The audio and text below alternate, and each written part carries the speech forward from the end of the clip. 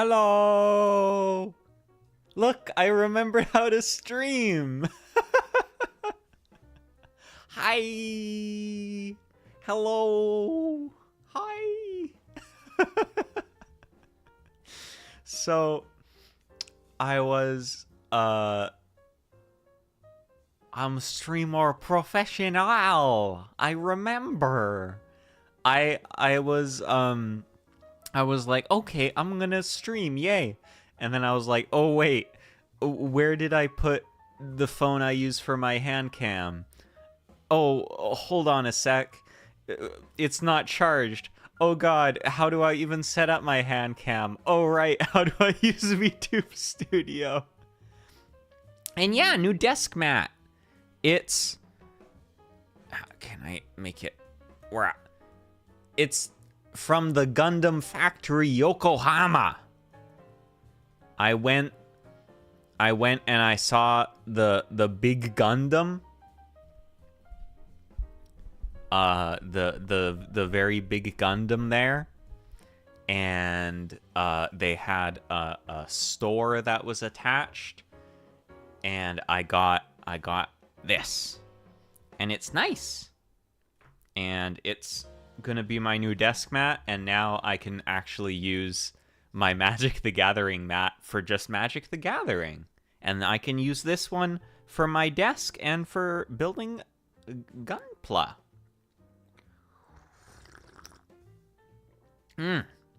Coffee. But yeah, I had a lot of adventures. The big Gundam, actually, because oh yeah, you guys just kind of go there because I don't really know where to put chat on this layout, so you just get to be like that. I should actually like make a proper layout at some point, but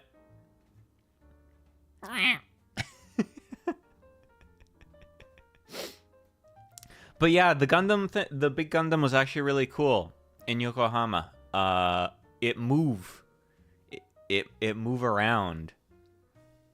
I think actually my favorite thing about it was not even seeing it, although that was really cool, but they had this whole little museum there that was about it and about like building it. It didn't pick me up. I wish it picked me up. Yeah, so there's two life-size Gundams in Japan now. Two.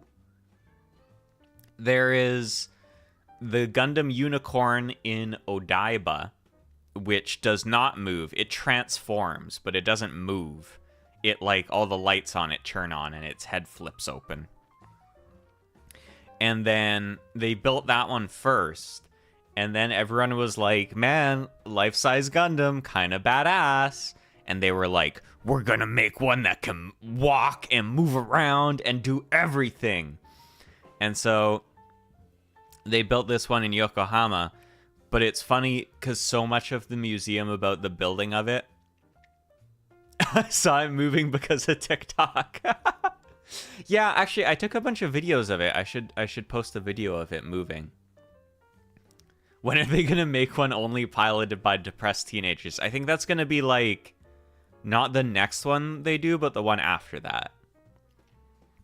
Because the one in Yokohama is cool, but it's like, it doesn't technically walk. It's like it has like a big crane attached to the back of it, and then the crane kind of moves it just slightly above the ground while it moves around, because it's really hard to make a giant bipedal robot support its own weight because it's so heavy.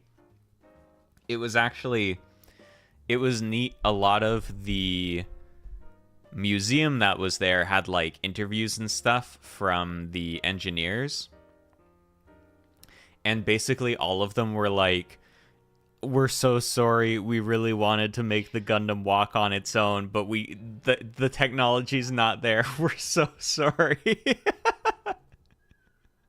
Yeah, I think they will. I think they saw me when I was there, and they were like, this guy would be good. Oh, actually, addendum. The real way to become a Gundam pilot primarily is not that you get chosen, it's that you jump in it in a crisis, and then they're like, "Oh, you can pilot the Gundam," and then you get stuck piloting it. Yeah, you have to steal it or like jump in it in a crisis or something like that, and then they realize that you're really good at piloting it, and then you get forced to pilot it and you get depressed because it's scary and you have to kill people. Yeah. But yeah, yeah, Thesis is here. Hi, baby. She's like, "Oh, I remember this. You talk to yourself and I walk on you." Yeah. But yeah, it was pretty funny. They even right at the entrance to the whole thing, they had this whole excerpt from Tomino, the creator of Gundam. Here, baby, go on the camera. They want to see you. They want to see you. Oh my god, Thesis! It's baby. It's baby. But they had this whole plaque written by Tomino, the father of Gundam, translated into like 3 or 4 languages. And it was basically, he was like, "We really wanted to make the Gundam walk, but this is all these old men can do for right now. I'm very sorry." I wanted to make it fast like in the anime, but I think the way that it's slow seems kind of gentle, and having a gentle Gundam is good too. It was really cute, actually. It was super cute. But yeah, seeing and it was neat. They had like, there was all these lights on it and around it, like in the dock, and they had these little like stage plays sort of that would play with it, where they were like RPing. They were like, "Okay, we're doing the test of the Gundam's actuators," and then they had like recorded voice acting of like the pilot and the control crew doing the tests of all the actuators and stuff. It was really cute. And then they had like alternate versions where like, "Oh, the AI in the Gundam is acting up.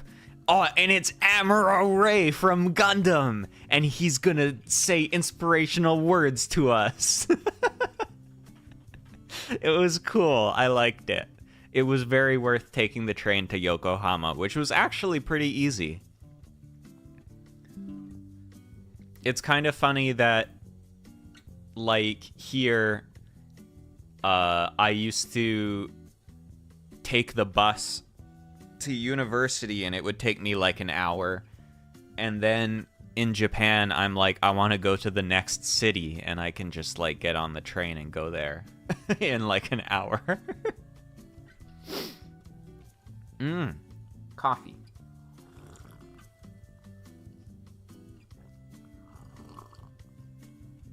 But yeah, that was the big Gundam. God bless locomotives for real. Okay, the public transit there is so, like, obviously everyone knows this. It's so good. It's really, really good. I don't think I saw any train. Oh, I did see, hold on. I don't think I put this picture on Twitter. I'm gonna send it to myself so I can show it on stream. I didn't see any train otaku, but I did see this thing that was, when I was in the Kumano Kodo, which was like where I was out in the countryside doing treks and stuff. There was this one like gift shop area, and they had this art of these like 3 anime girls, and I'm pretty sure they were supposed to be like representations of the transit systems in the area, but like anime girls. Hold up. Okay. I like that whenever I want to post pictures, I have... Oh, no, never mind. I do have a random pics thing. For a second, I thought I just used poopin' every time.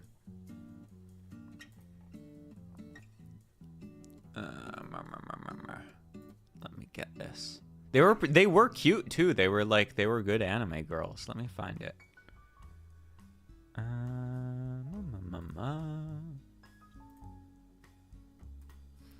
I wish there was an easier way to get stuff from your phone onto OBS. That's not doing something silly like preparing ahead of time. Because who's gonna do that? Come on.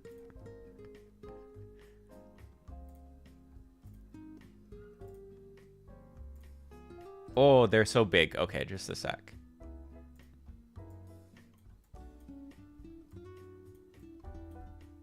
See? They're cute. Also, there's like a bunch of like booze below them, I think. See, it's like the buses, the buses and the boat.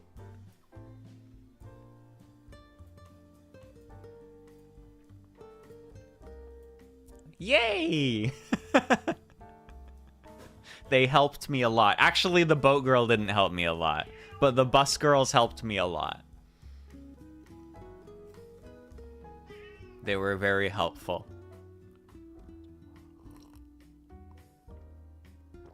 It's funny. I like went out into the Japanese countryside, and the transit system then became like as good as it is at my home. Out in the boonies. Like, buses were still pretty regular. They were easy to catch. Why the booze under them? Because everyone likes booze, I think. It was like a gift store, so you buy booze for people, I think. They were on the outside of the building, too. I think this is like the only place I saw them, though. And there wasn't merch of them, which made me mad. I would have gotten merch of them. But yeah, the Kumano was cool. It was a lot of walking. Here, I'm gonna start. Oh crap! Just a second. I have a delivery, I think. I'll be back.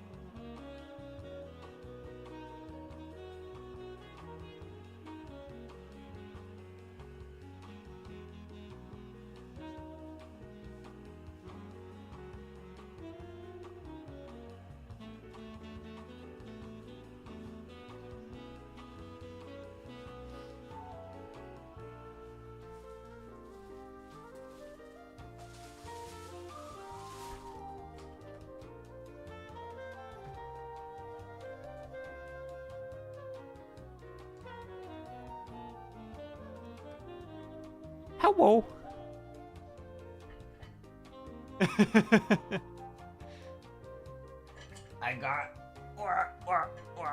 I made it.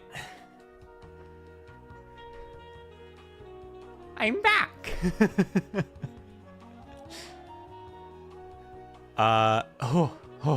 Just a second. I have to catch my breath. I live upstairs, and there's no elevator.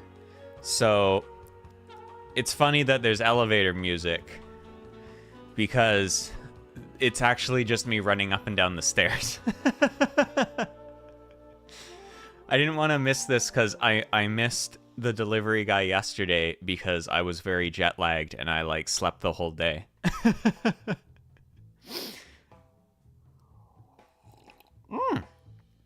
Okay, coffee. I'm good. So, the funny thing about what I got delivered is that I had long ago, before actually I think I even started planning my trip to Japan, I had placed orders on Hobby Link Japan for Gunpla stuff.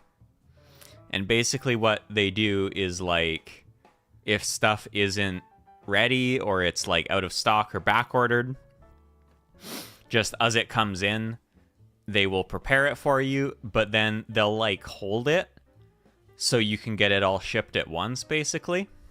So when I was in Japan, I got a notification that was like, your stuff is all ready.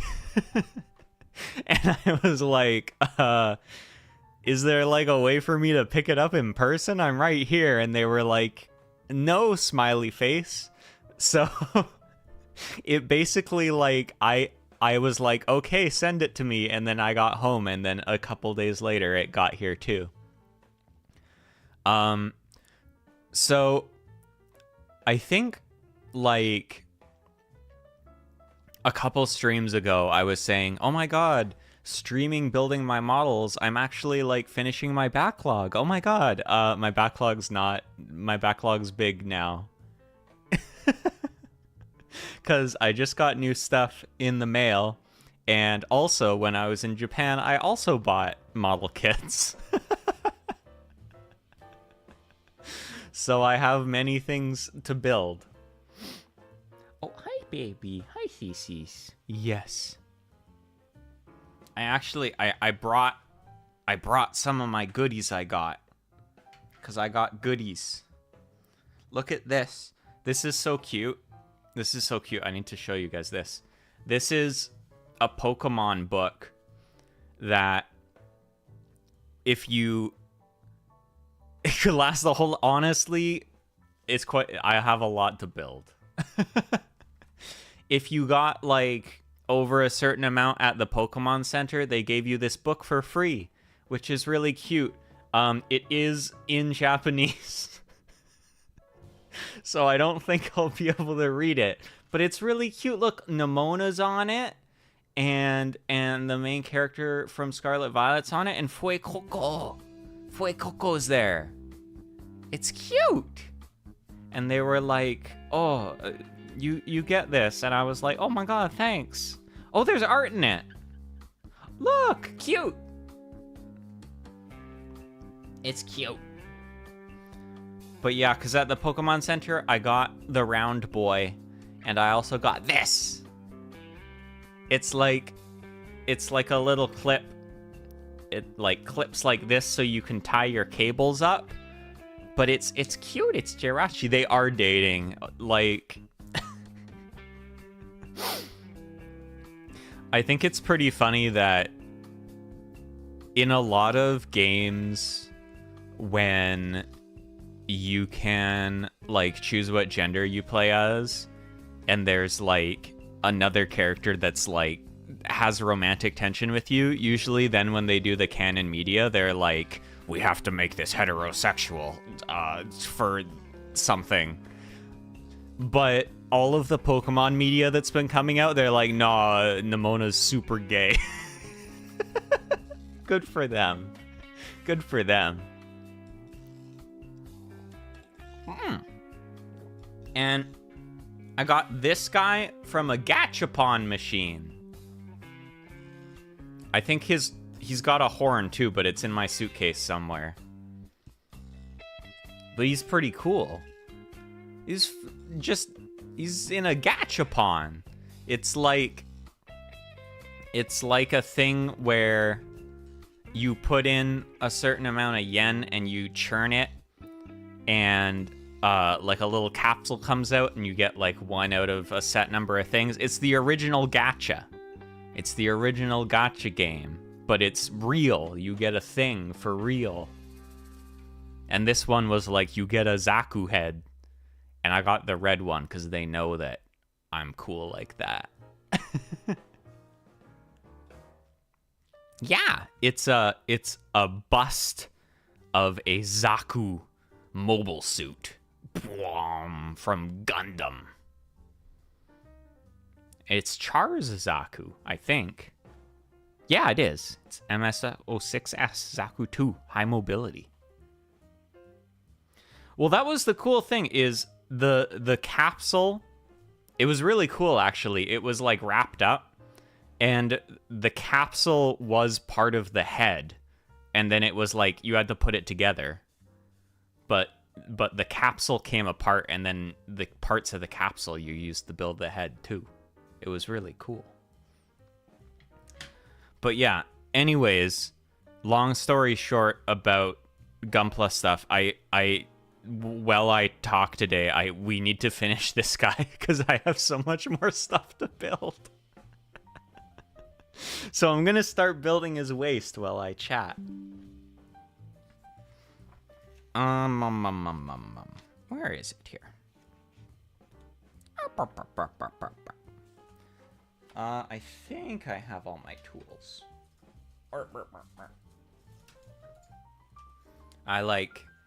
I'd cleared off my desk a bit more because my father, my creator, I mean, because I'm a robot, my Otosan, they were staying here and taking care of theses. So I cleared my desk off so they could work, because they work from home some days. Because they're also a programmer like me. Boop. But yeah, Japan. Pretty neat. Honestly, don't even really know where to start. There was a lot of stuff that happened. It was pretty cool.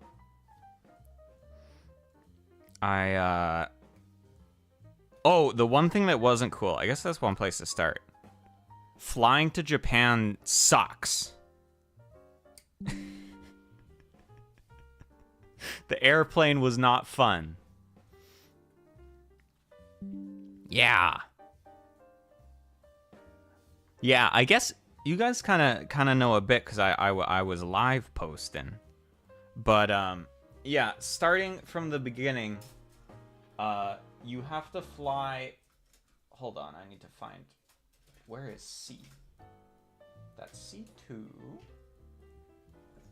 Ah, they're so disorganized. I can't find anything. Ah, is this C? C1? Yes.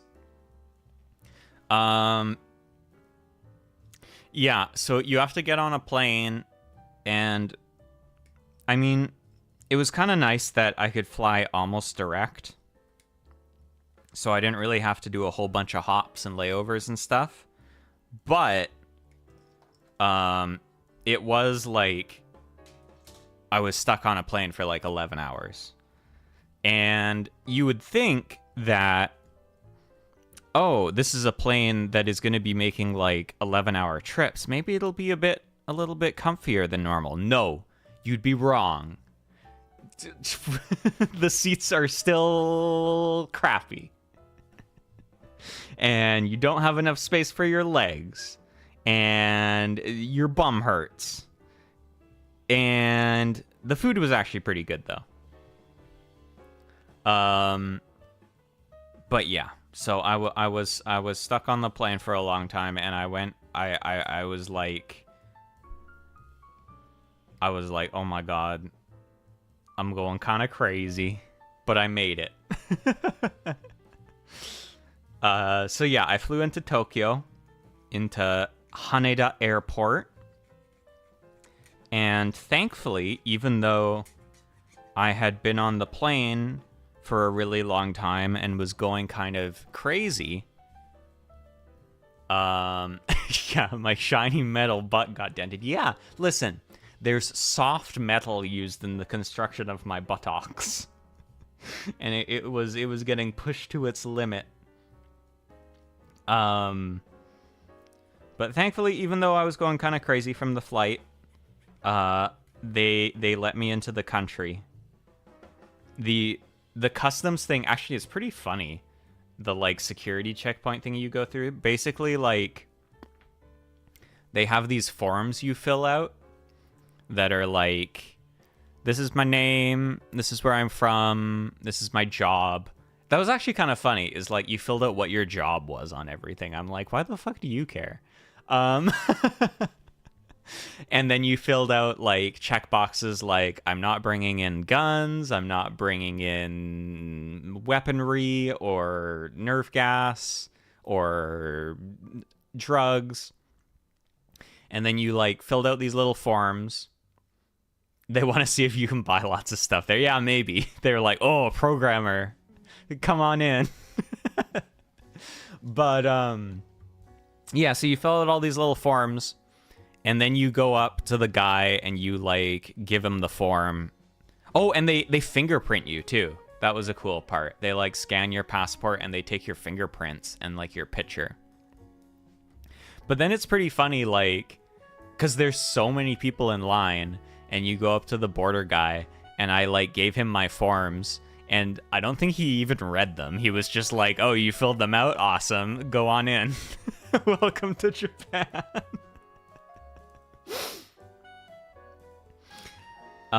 So yeah, I got into the country, and then I was very EP and kind of loco, but I was like, I'm not gonna take a taxi. Taxis are so expensive. I need to buy Gunpla.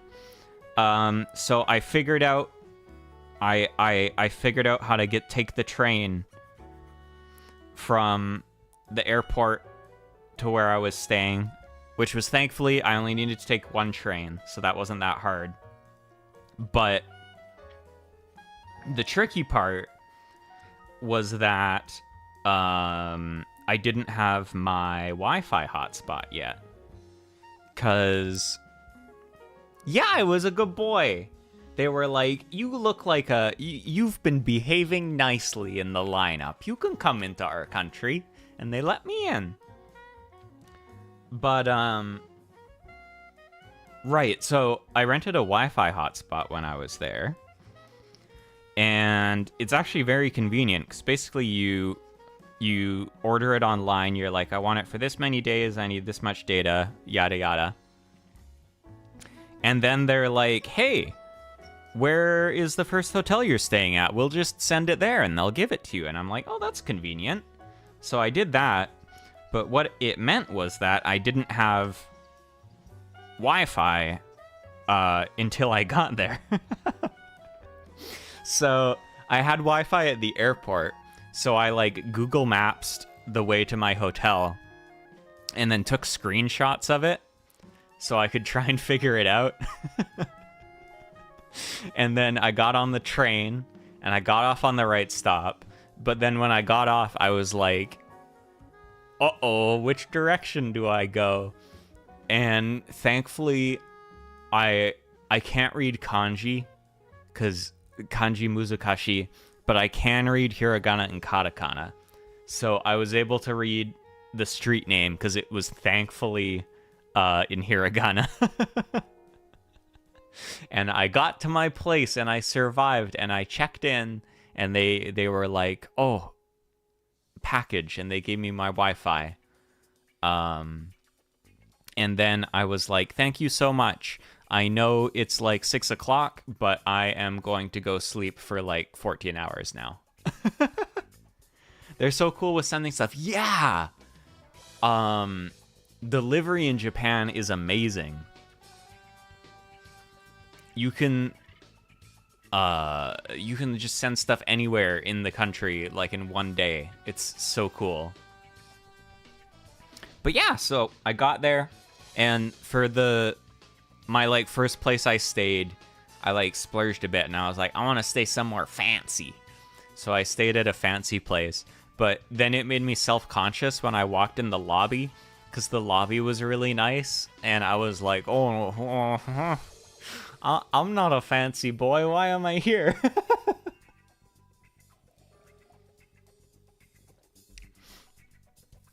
But it was good, because then I was able to get in, and I was able to go. I forgot to bring my tuxedo. I just had my green jacket and my t-shirts. And actually, that was the thing, is I brought some like warmer clothes because I was like, it's wintertime, you know? Maybe I am a fancy boy. Maybe they're like, oh, this is what foreign programmers look like. Which is not incorrect. They have jeans and t-shirts. That's their work uniform. But yeah, I brought like a big coat because I was like, it's winter. It was super warm. It was like 16, 18 degrees in Tokyo. And I was like, this is not winter weather. This is warm. And I think the most common thing I talked to people about, like in terms of like an actual conversation that wasn't like, do you want a bag with this? No, thank you. But like in terms of just like talking with random people that I met, is everyone asked me if I wasn't cold. Everyone was like, "Samukata? Samui desu ka?" Cause I just have like my t-shirt on and my jeans, cause you know, it was like 16 degrees and I was walking around a lot and I was like sweaty. Like I wish I brought shorts. And everyone was like, Samukata? This one, like one of the first days I was there, I was sitting in this park eating my snacks, which is something I liked to do a lot. Because the parks are so cool. There's lots of cool parks. And this old lady came and sat down there too, because she was also wanting to sit down and eat snacks. And then we were talking a little bit, and she was like, samukata. And she was like showing that she was wearing two jackets. And I was like, Canada-jin desu. I'm from Canada. And then she was trying to talk about how there was like momiji, like cedar trees in Canada, but I couldn't really follow very well. And I was like, yeah, momiji, Canada, yeah, hi. That's the thing. I think people there are just like, they're adapted to warmer heat. So they can wear jackets in that, and then when it gets to be like super humid and like high 30s, they don't die in the summer. Yeah, because Japanese summer is like hot and humid, so it's like super hot, and so they're adapted to that, so that then when it's like 15, they can wear like a suit and a jacket and not die. Which is cool. I think it's really neat that humans, like, adapt to it. Yeah, honestly, I'm so glad I went this time of year. I would highly recommend it. Because it wasn't super busy. Like, I met other tourists while I was there, but it wasn't like there was tourists everywhere or anything. And the weather was, like, really mild and nice. Like, Tokyo, like I said, was around like 16, 18, and then like Osaka and the Kumano were like kind of low teens, which was perfect. And all the leaves were all changing colors on the trees, and it was really pretty. It was like the perfect time to go. It was awesome. Okay, hold on. I have to put these pieces to... Hi, Theses. I have to put these pieces together. I have to build, because I have so many things to build now. How did these go? Okay, that on the front. And then like this.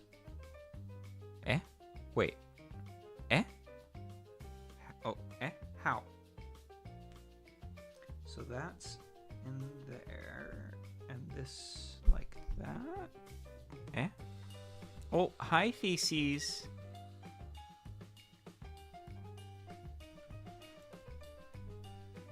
Oh, I see, I think.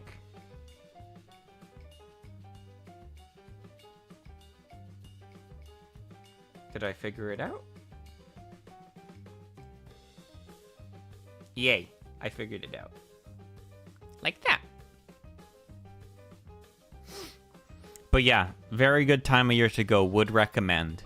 I've heard that cherry blossom season is like really pretty, but it gets really, really busy with tourists. So in the fall, good. Recommended. But yeah, so I was only in Tokyo for like a day. At the start.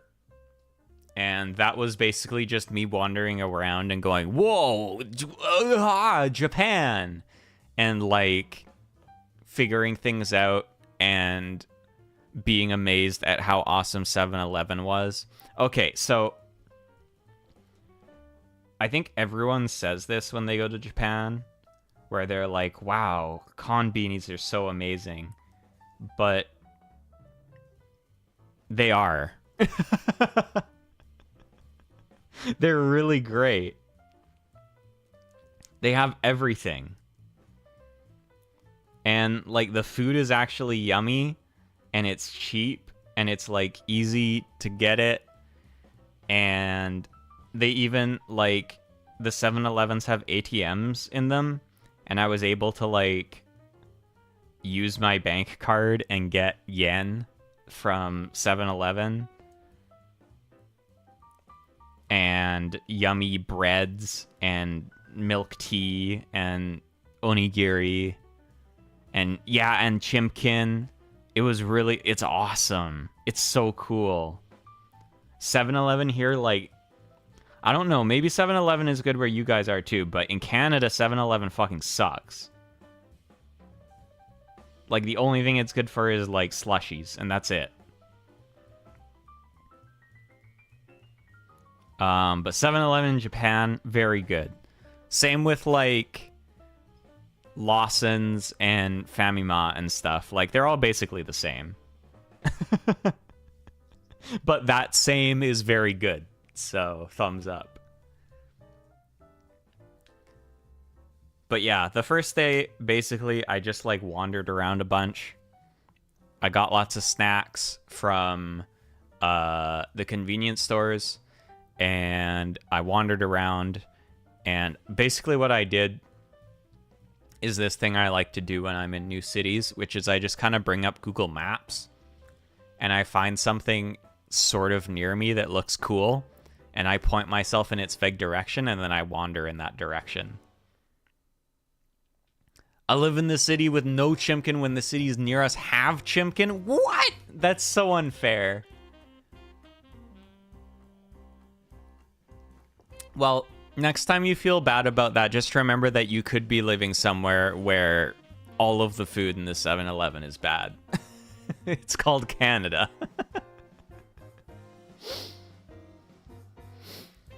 But yeah, I went and just checked out like a bunch of parks and the city.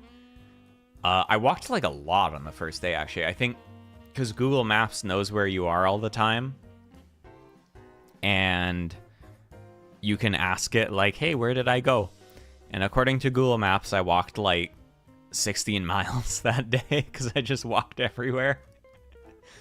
But I visited Shibara Chuo Park, and I visited, what was that other park called? Another bigger one that was where Soji was. And then I visited the Imperial Palace grounds, which was cool. I didn't even realize this until I got there, but I guess there was this one section, because a lot of the Imperial Palace is like off limits to the public, because I guess the Emperor lives there or something. I don't know. But there was this like one section of it that they had open to the public just for like 1 week. And I just happened to be there during that week, I guess. And so I went and saw it, and it was pretty cool. The crazy thing was that there was like this whole security checkpoint thing you had to go through to like make sure you weren't trying to assassinate the Emperor or anything, I guess.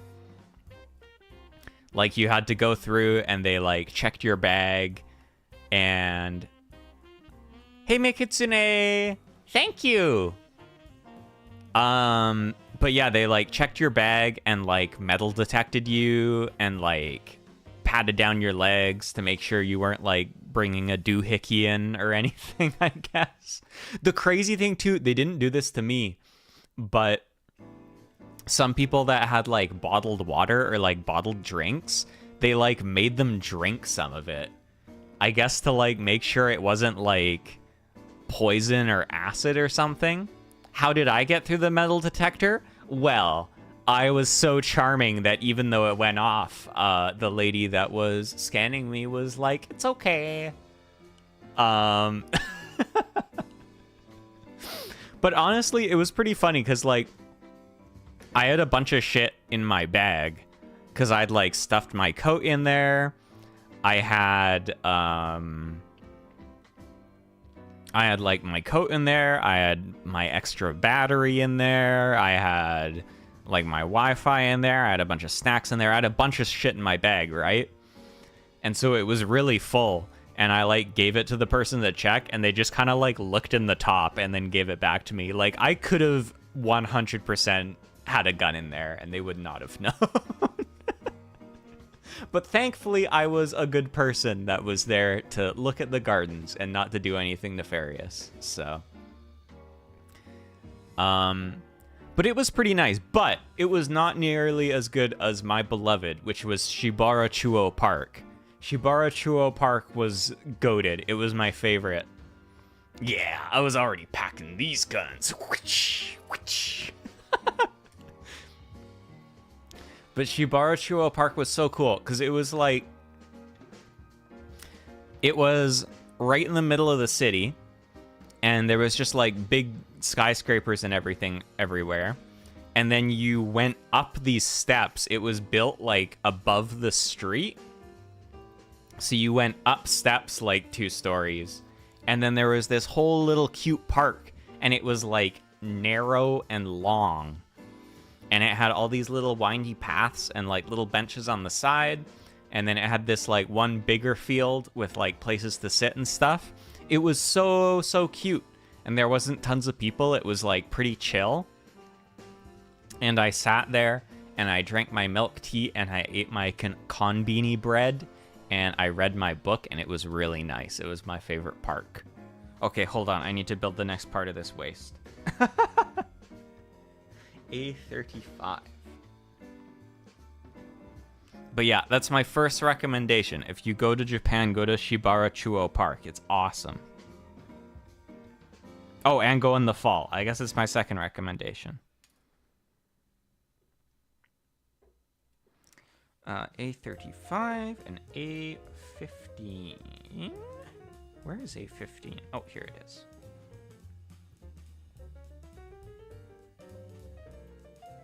Boop, boop, boop. But yeah, so the first day I was there, I basically just walked a lot. And I looked at parks. And I think, like, my favorite part about Tokyo, but honestly pretty much, like, everywhere I went, was the way that the cities were just kind of built around rivers. Like... because I was trying to think of it, and I'm like, why isn't it like that here? And because there is like one or two rivers here, I think, but it's kind of more like, I think because we have so much more space, when there's a river, we're just kind of like, okay, we're gonna like leave the river alone and not really like build really close to it. But it's neat, like especially in Tokyo, the city's built like right up to the edge of the river basically. And it's just kind of like right in the middle. And it's really cool because you'll just kind of be in like big downtown city, big buildings everywhere. And then you'll see some little stairs down, and you go down some stairs and there's a whole little walkway, and it's right on the edge of the river.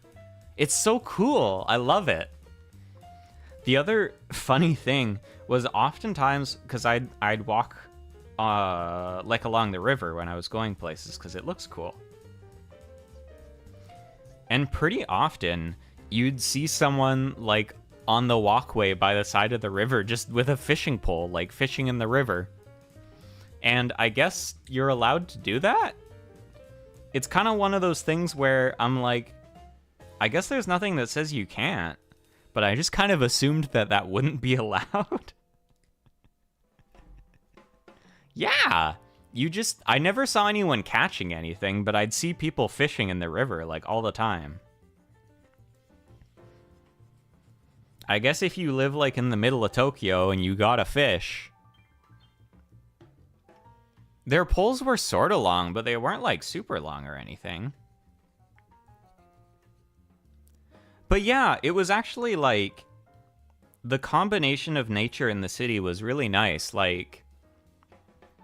like I said, there was lots of parks, and even places where there weren't parks, there was still, like, quite a few trees and greenery and rivers and stuff, so I think it was good because, like, Tokyo's so big that it would take quite a while to get out of the city and into nature, right? So it was good that there was still lots of nature in the city. It was nice. I think it was a good mix.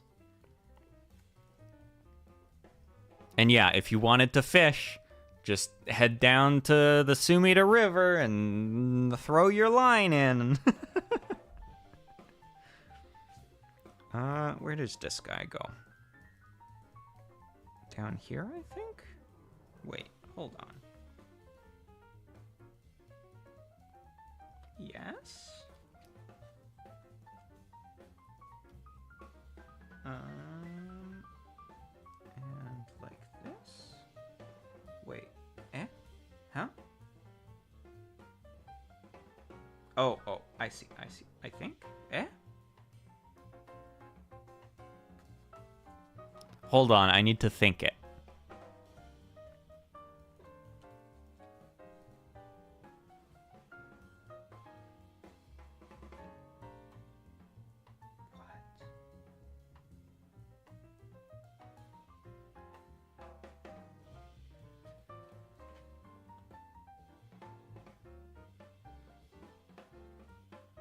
Oh.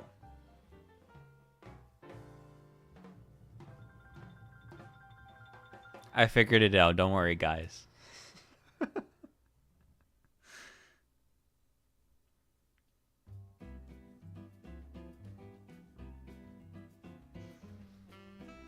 I'm smart. Yeah, that's what I was thinking. Like, fishing in the big city is rare, but I think it's just... You gotta fish. And, like, what are you gonna do? Not fish? I don't think so.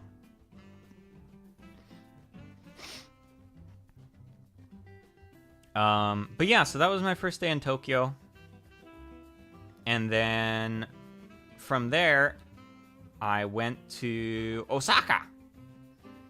Because I was like, okay, I'm just gonna spend one day in Tokyo at the start, and then I'm off. And, yeah, Osaka like the funny girl. They named a city after her. And I took the Shinkansen. I took the bullet train. And I figured it out. And the bullet train was actually very easy to take as long as you looked up on Google how to buy tickets for it beforehand. Because the actual process of buying the tickets, very easy. But knowing what you had to buy, not very easy. Because basically, essentially when I was in Tokyo, I got... Actually, I think I have it here. I got this thing. Which is a Welcome Suica Pass. And it's basically like you can charge it with money. And then when you go into the train station, you go beep on the train thing. And then when you leave the train station, you go beep, and it takes away however much money you need to pay. And then the other cool thing is if you're at 7-Eleven and you're buying snacks, you can also go beep at 7-Eleven. And it works there too. Hi, feces. But it doesn't work for the Shinkansen. Because for the Shinkansen, you need a basic fare ticket, but then you also need a super duper limited express ticket because it's a super duper limited express train. And so once you know that, it's actually very easy to get those, but you have to know that you need to get those. But then you go to the machine and you're like, I'm going to Osaka. And they're like, there's trains at this time for Osaka. Which one do you want? And I'm like, I want this one. And they're like, what seat do you want? And I'm like, I want the window seat so I can look out the window. And they're like, okay, give us this much yen. And I'm like, okay. And then it prints you a ticket. And then you just need to go and figure out what platform you need to go. And then the Shinkansen shows up and then you just get on it. And it's cool. It goes really fast. The scenery was actually super nice because it was a really nice day that day, but it was really hard to take pictures because the train was so fast. So you'd see like, you'd come out of a tunnel and you'd be like, whoa, the scenery's so nice. And then you would like get your phone out to take a picture and then you'd go into a tunnel again. But yeah, generally, like, most things that you needed to do were just like, oh, this is well thought out. This is easy to do. Things were very convenient. It was good. C1, oh, here it is. C115. But yeah, so I took the Shinkansen from Tokyo to Osaka, and I think it only took like 2.5 hours or something. Like 2.5 or 3 hours, which is pretty impressive because it's like, it's pretty far. But the train goes very quickly. And then I got to Osaka. And Osaka was really cool, actually. I kind of wish, I think next time I go to Japan, I want to spend more time in Osaka because Osaka was dope. I was there for like a couple days, I think. And it was neat. It was also like big city. But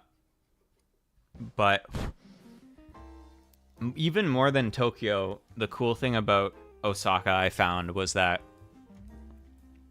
it was like big modern city, but there was just like shrines all over the place. So you'd be walking and there'd be like big buildings everywhere, and then you'd turn the corner and there'd be like an old ass Shinto shrine. And you could go in and pray. And one thing about Japan is so many places didn't take Visa. So I had to use cash way more. Like in Canada, I basically never use cash. Like I just use my card for everything. And in Japan, I use cash way more. And so the result of that was that I got like a gajillion coins everywhere. And so I found out the trick is that you end up getting so many 10 yen coins. Oh yeah, actually, oh, here, I'll go get them. I have like a shitload still, I think. Let me go get the coins.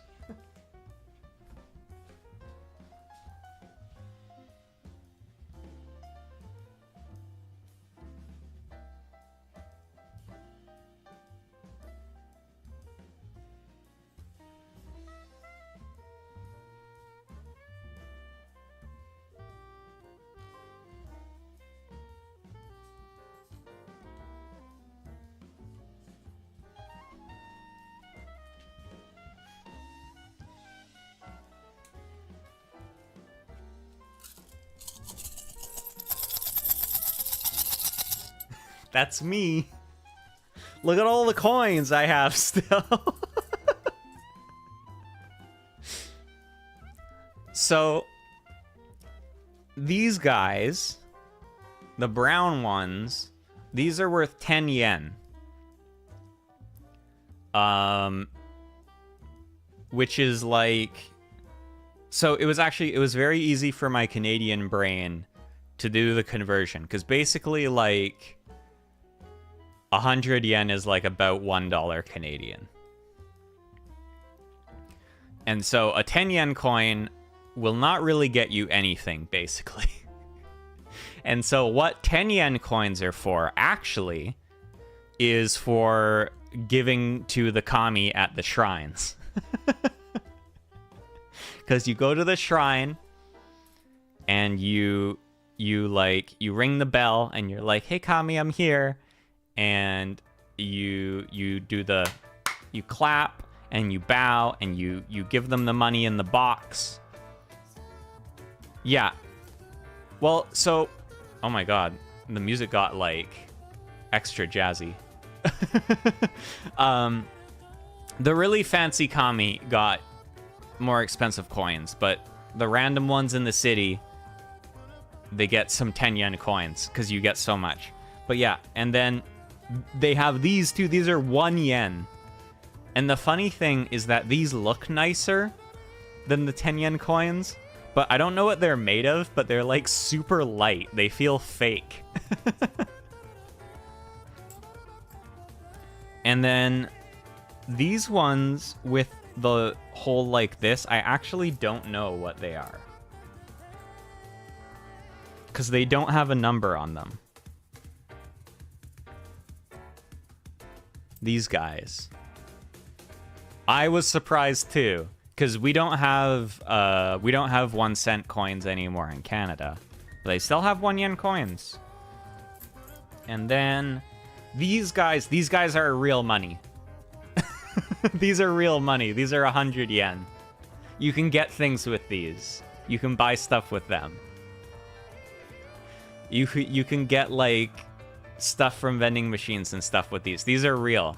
These are real money. So these are like in a different class than the 10 guys. And then this one's 50.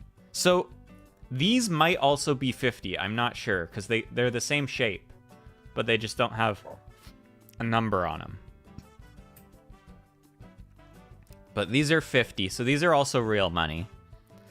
And then this bad boy, that's 500 yen in a coin. These ones are good. These ones are like real money. This would be paper in Canada. In Canada, this doesn't even get to be a coin. This is paper. That's how real it is. So these ones are super good. I'm surprised I still have this. But these guys, these are for the kami. These guys I didn't even give to the kami, because, like, come on. But those are the coins.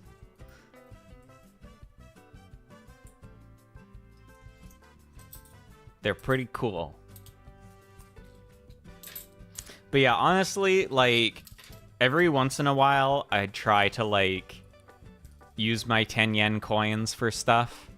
Like, I'd be like, okay, I have 10 of these, that's like 100 yen, but honestly, it's like just so much work that usually I just gave them to the kami. Yeah, if you drop 500 yen, that's like, damn. That's money, that's real money. That's not just like coin money, that's real money. But yeah, there was these vending machines. Most of the vending machines drinks would be like between 100 and 200 yen. But there was these one vending machines that had this little guy on it. This little cartoon guy, and he was holding a coin, and he was like, 1 coin? And you could get all the stuff in them for only 100 yen. You only needed 1 coin. Pretty amazing. But the drinks were like really tiny. And yeah, the vending machines. The vending machines were really good, but I do have a complaint about them. My main complaint about the vending machines was that... What do they call it? I actually... Daiso. That doesn't mean dollar store. That's just a store where you go and it's like a dollar store. But I don't know if there's actually like a word for that or not. But yeah, my complaint about the vending machines. The vending machines were really cool, but the problem is at least here in Canada, there is vending machines and you can get drinks from them, and there's also vending machines where you can get snacks. And in Japan, like basically every vending machine is just drinks. There's no snack machines. And I'm like, snacks though. And of course the response to that is just go to the konbini. There's definitely one like within a block of you no matter where you are, and there's lots of snacks there. Okay, fair. But I want it from a vending machine though.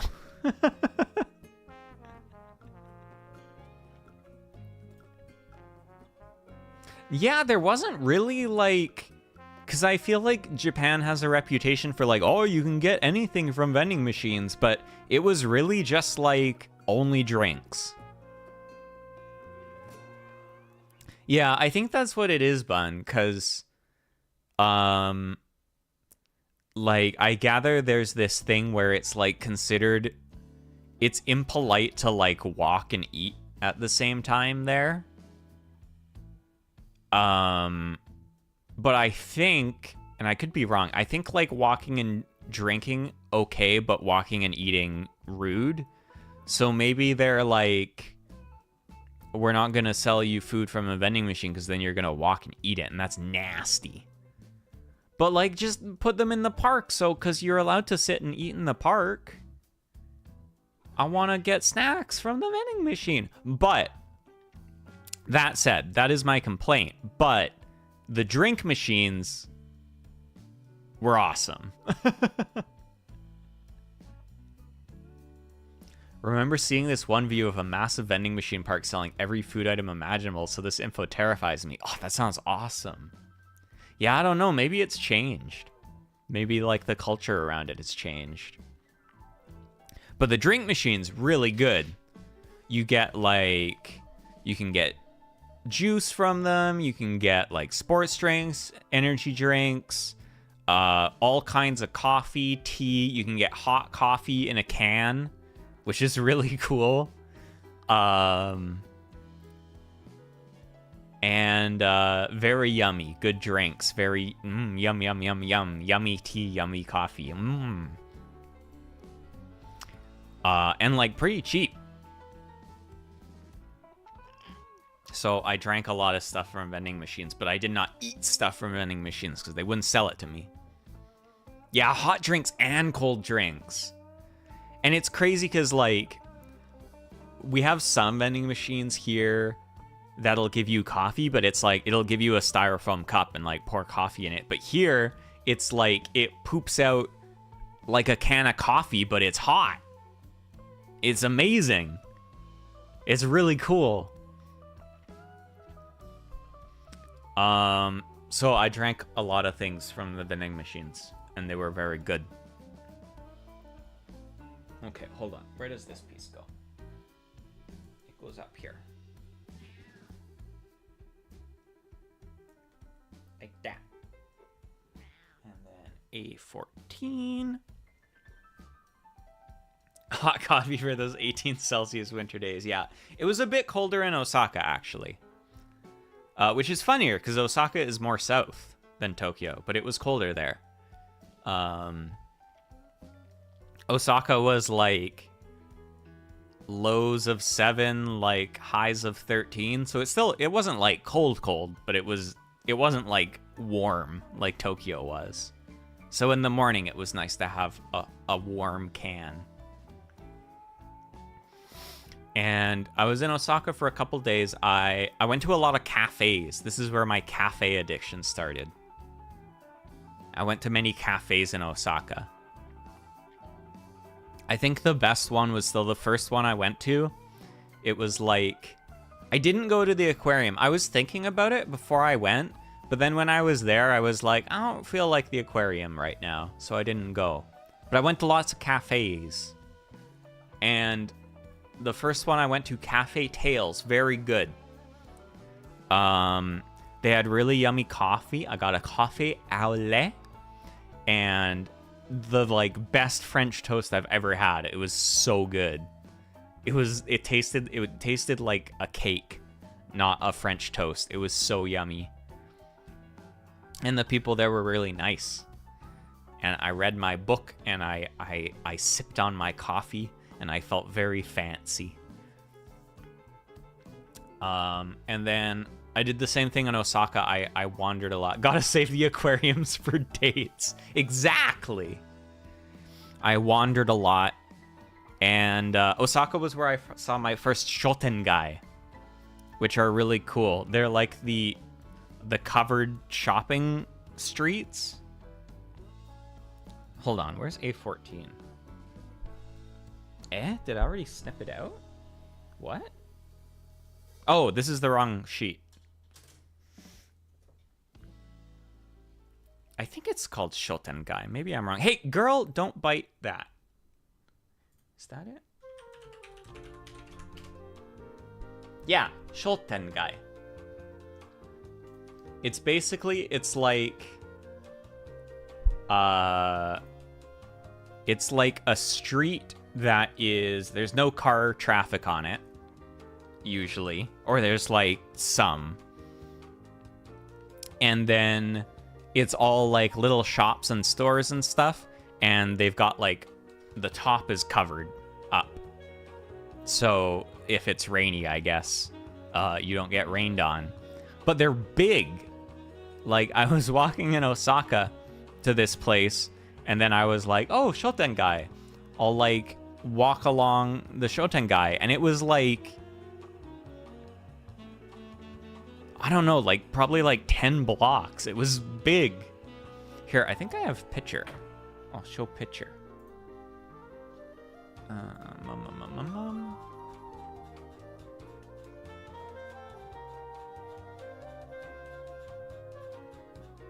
I need to find picture.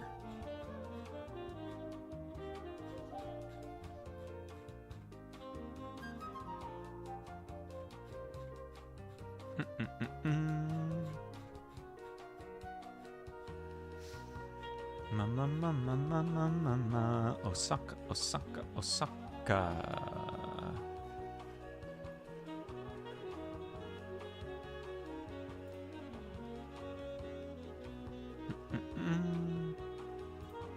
Here it is. Save image.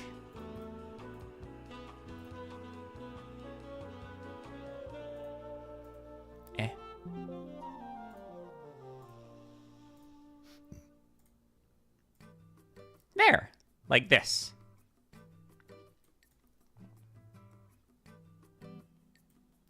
This is the Shotengai. So it's like, this is like a street basically, but it's like all nicely tiled. And then it's all stores. A bunch of them were closed when I was walking there. Yeah, it's like sort of indoors, but not really, because it's got a ceiling, but it's got like openings and stuff. And then the kind of like cross parts, cars can drive through, but then the main street is just pedestrian. And you just kind of like walk into it like it's open. But it is really basically just like a street with a roof on it. And it's long. It's like super fucking long. It's cool. So I walked down here when I was going to Sumiyoshi Taisha, which was really pretty. It's like the big shrine in Osaka. And it's got this really pretty red bridge. Like this. Woo! Pretty. And I went there, and the kami there got, like, 50 yen coins, because they were really important kami that were there.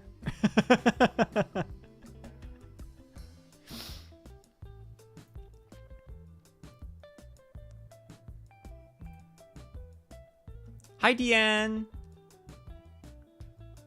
Yeah, it was very curved. It was, like, steep to walk on it.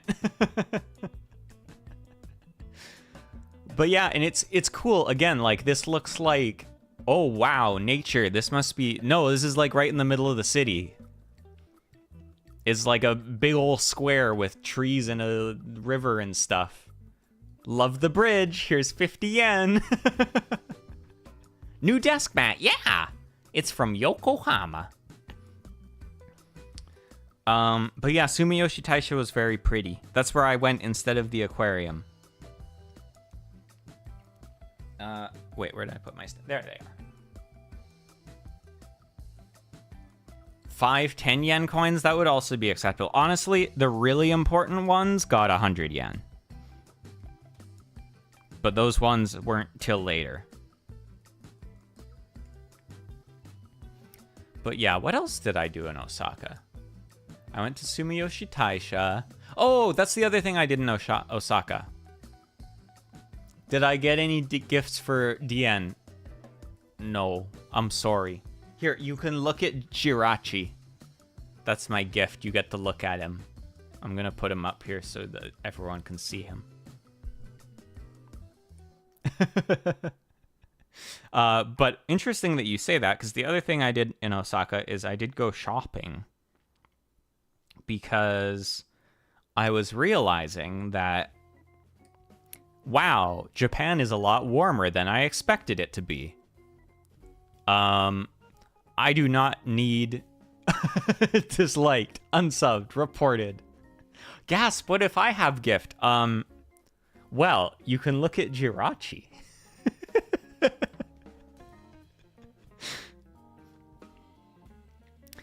But yeah, so I was realizing, like, wow, this is way warmer than I thought. I don't need all my warm clothes. I just don't need all of my clothes in general, because the next place I was going to go was the Kumano Kodo, which is where I was going to be hiking. And so I thought, what if...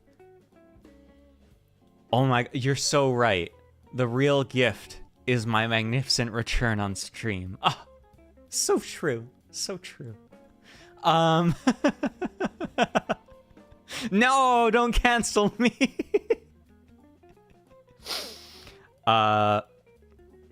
But yeah, so because I knew that I was going to want to shop more when I was back in Tokyo later. And so I was going to need a suitcase because all I had brought was my backpacking backpack. So what I did is in Osaka, I went to a mall and I got a suitcase. I bought a suitcase and then I put all of my extra stuff in the suitcase. And then I was like, deliver this to Tokyo. And there's this company. I think I posted on Twitter about it, that when I got there, I was like, I'm seeing this logo everywhere. What the fuck is this? And they have this cute... Here, let me get a picture of their logo, because it's cute.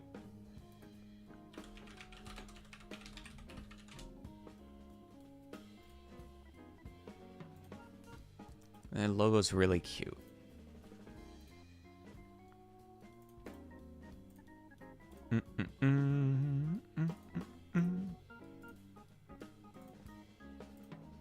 Like this.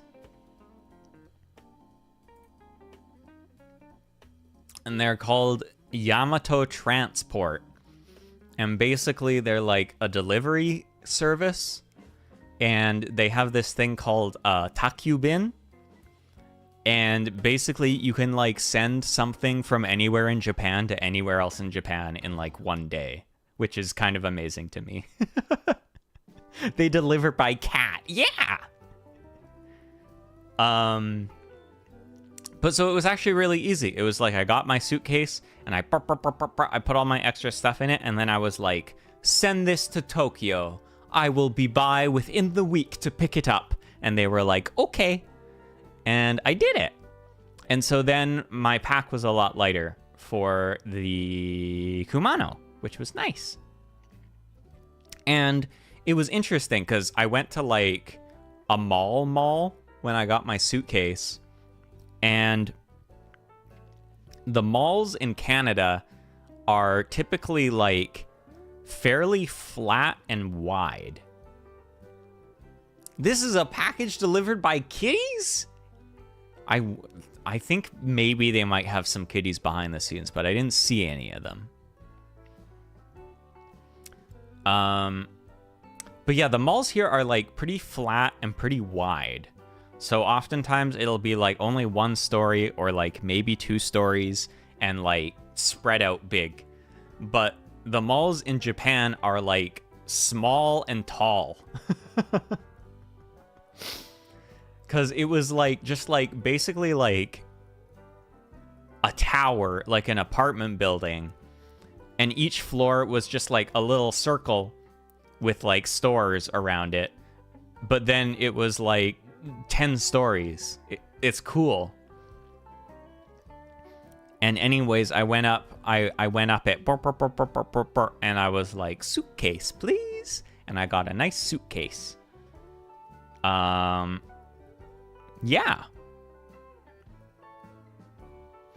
How can deliver packages in a day when college here takes business weeks to get your documents ready? For real. Same here. Here, I like order something from like the city next to mine, and they're like, yeah, we'll get that to you within like a week. And in Japan, they're like, do you want to send something from like the top of our country to the bottom of it? Yeah, we got that in a day, no problem.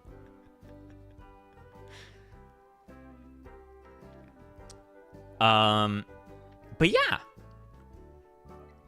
Just a second. I'm going to get water. Because I finished my coffee. I'll be back. Actually, I kind of have to poop too, so I'm going to put up my pooping screen.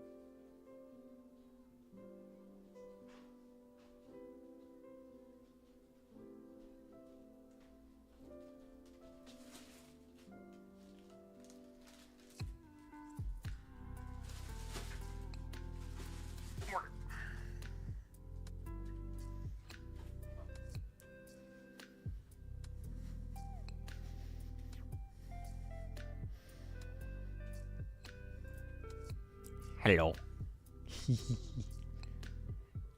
I didn't end up having to poop, I just peed, so I'm fast. Colleague's so annoying, I don't have my diploma yet. That sucks. Yeah, just PP.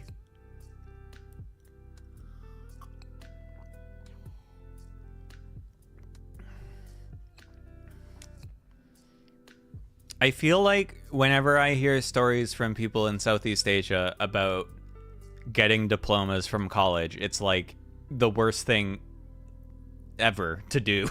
It sucks. I did eat katsudon.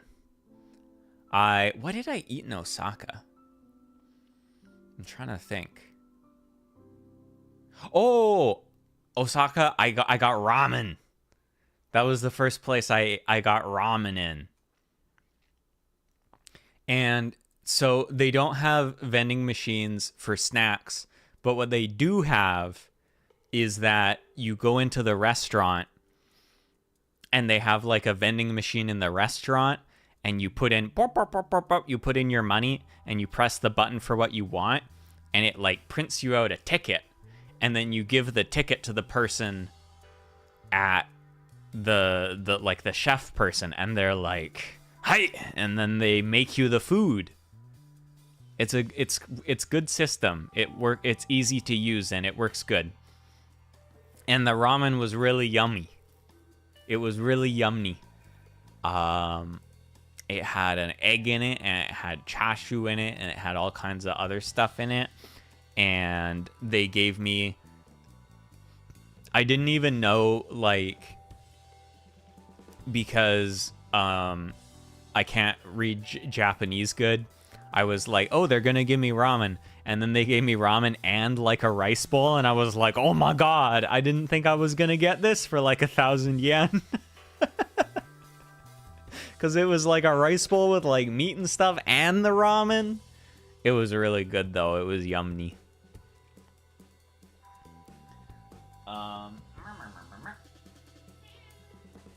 This bit goes here.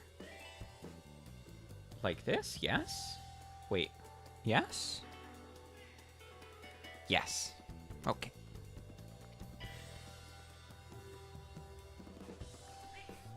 What did she do? She does something. I don't remember what she does with ramen. I slurped it. Because that's good manners, apparently. To slurp it. So I slurped it. I went... and I ate it all up. Also, when I went to get stuff, I got... Wait, where did I put it? Oh, yeah. I think... Did they say nice slurping? No, they didn't even care about my slurping, even though it was so good. I think I told Bun about this. So, it was way sunnier and hotter than I thought, right? So I was like, oh man, I need to get sunscreen. But I can't read Japanese, so it was hard to figure out what was sunscreen. And so I got this. And I was like, this is sunscreen, right? And it's actually like makeup stuff, I think. 'Cause like, look. See? It's like skin color, not sunscreen color.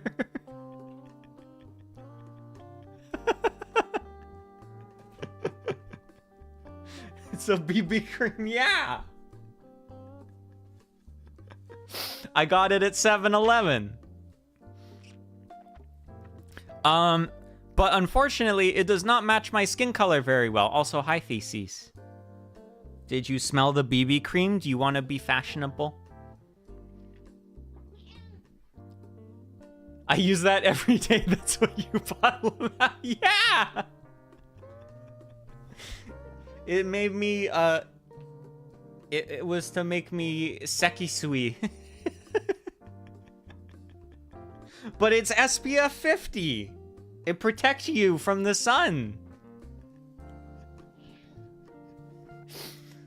But honestly, mostly I put it on my neck, so it didn't really matter that much. Because the rest of me was pretty covered up.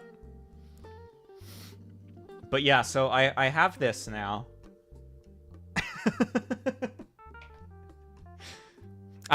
There wasn't anything else in there that said SPF on it, so I was like, this must be the sunscreen.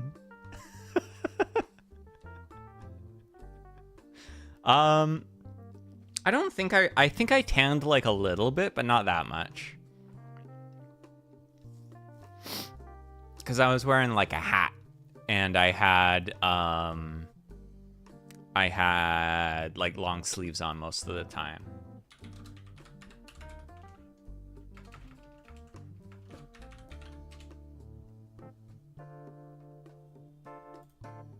Hold on, I'm gonna look this up. BB cream. Blemish balm or beauty balm.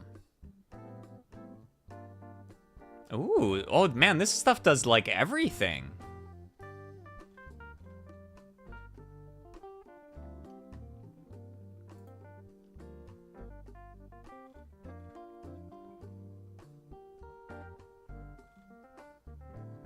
Whoa.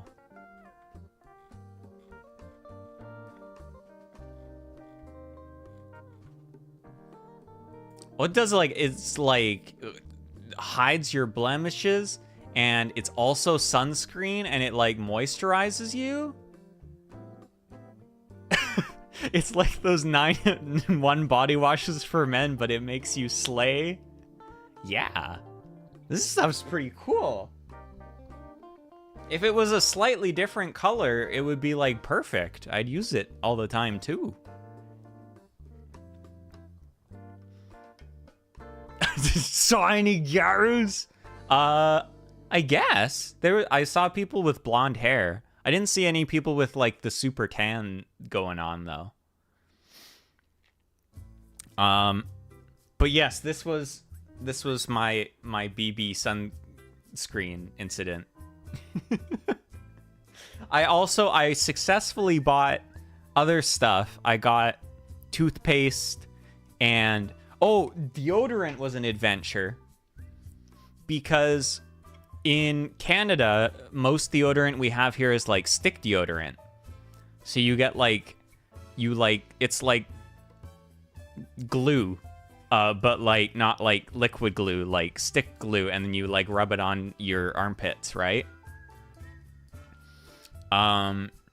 But in Japan, they have like spray.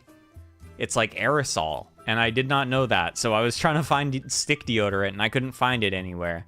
And then I had to like Google like, where the fuck is the deodorant? Is no one here smelly enough for it? And they're like, no, it exists. It's just in a spray can. And then I got the deodorant. Did you get non-pud? I did not. I did not. No one hit on me. They were intimidated by how good looking I was. So that they were like, "Oh, we're not on their level."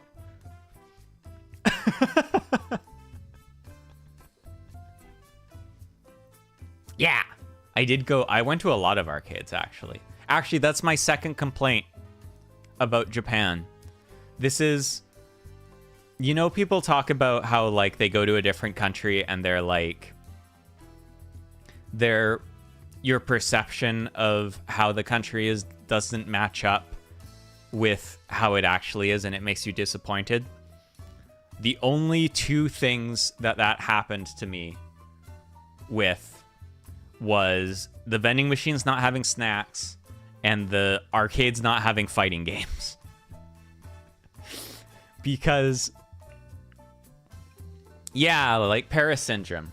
That actually happens to Japanese people a lot because they love France there. But I went into a lot of arcades. Okay, so most of the arcades would be like, they'd have like 3 floors of crane games. And then they'd have like a floor of rhythm games. And then they'd have one floor that just said like video games on the floor thing. And then you'd go up there and you'd be like, this is where I'm going to get to play Guilty Gear. And you'd go up into it and it would be like 1/4 Gundam Maxi Boost, which is a cool game, don't get me wrong, but... And then it would be like 1/4 Fate Grand Order Arcade. And then the rest of it would be like a mix of like online card games and like some online Cancale game. And I went into probably like 12 arcades and only 2 of them had a decent fighting games section. It was very sad. It was very sad.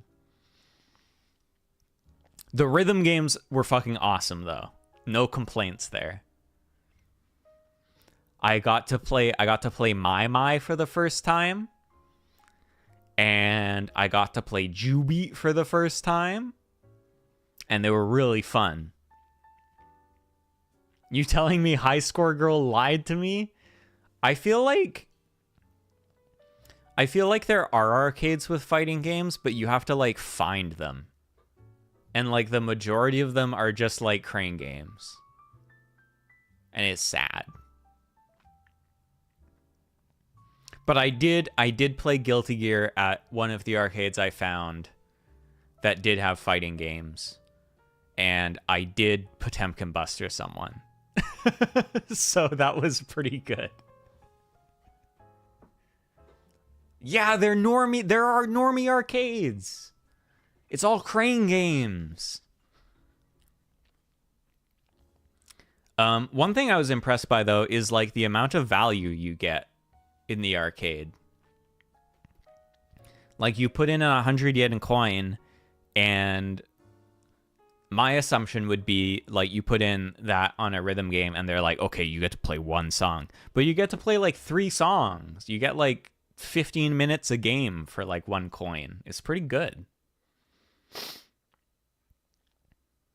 And same with the fighting games. You put in like 1 coin and it's like, okay, you get to play till you get like 3 wins. And it's like, oh, I'm really bad. It's going to take a while. Hi, feces. Okay, hold on. What pieces do I need now?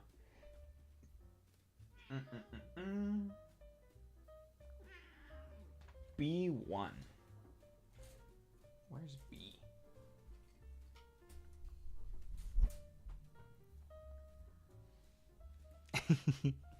She's like, you were gone for so long, you have to pay attention to me. Hi, baby. Hi. Yeah, I love you.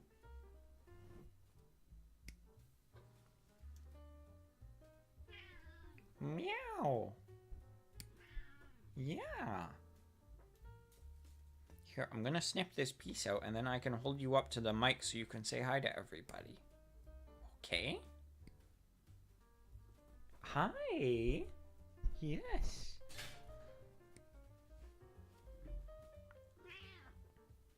Here. Come here. Come here. Say hi. There you go.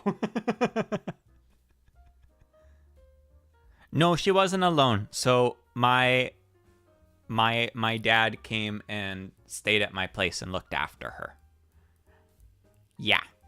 And you were good, weren't you? You liked him. But you like me more. You like me more. Honestly, like yesterday, all I did was like nap and lay on the couch, and Theses just like lay on me all day, and it was really nice. Yeah. Didn't you? Yes, 'cause you love me. 'Cause you love me.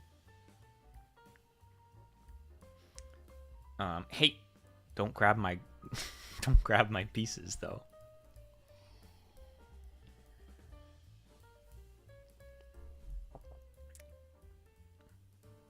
Yeah, when I came back, she was like napping, and I was like, "Where's my baby?" And she got up and she was still all sleepy, but she was like, "Wah!" And she gave me headbutts. And then she was like, "Meow, meow, meow." And I was like, "Okay, let me put my stuff down and then I'll lie on the couch." And then I got on the couch and then she like came up and she walked all over me for like 10 minutes, and then she lay down and went to sleep. And I was like, oh, my baby still loves me. Yeah, you do. You do. Honestly, I barely saw any cats in Japan. I think I only saw one cat that wasn't in a cafe. Hey, girly. Nope. Hey! Don't bite that. Are you being rebellious again now? Are you embarrassed because I'm talking about how much you love me? Come here. Come on. Come here. Come here. Come here. Yes. I love you too. When I graduate, I'm going to get a pet for real, for real. Like, do it. It's nice. I love pets. But yeah, after Osaka, I went to the Kumano Kodo, which is, it's basically like south of Osaka, like down. There's this peninsula. Actually, here, I'll show you a map of it.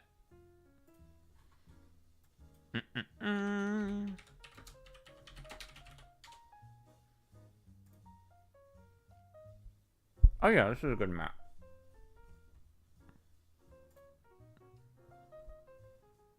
That's a GIF.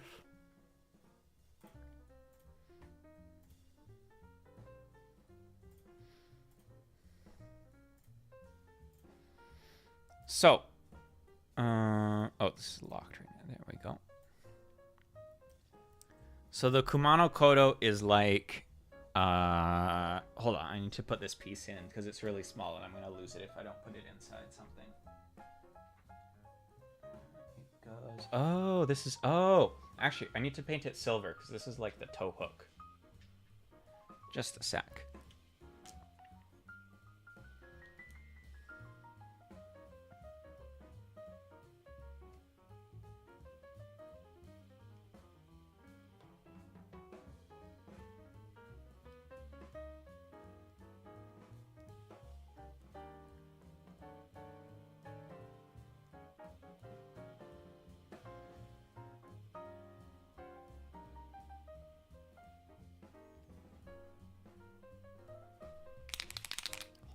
Sorry, I'm concentrating.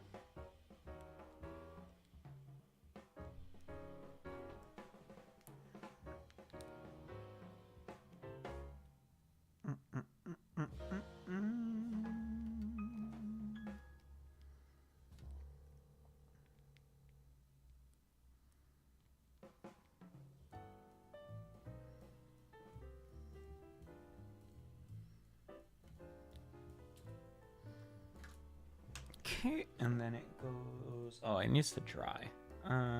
Just put it there to dry. And while it's drying, I will talk about this.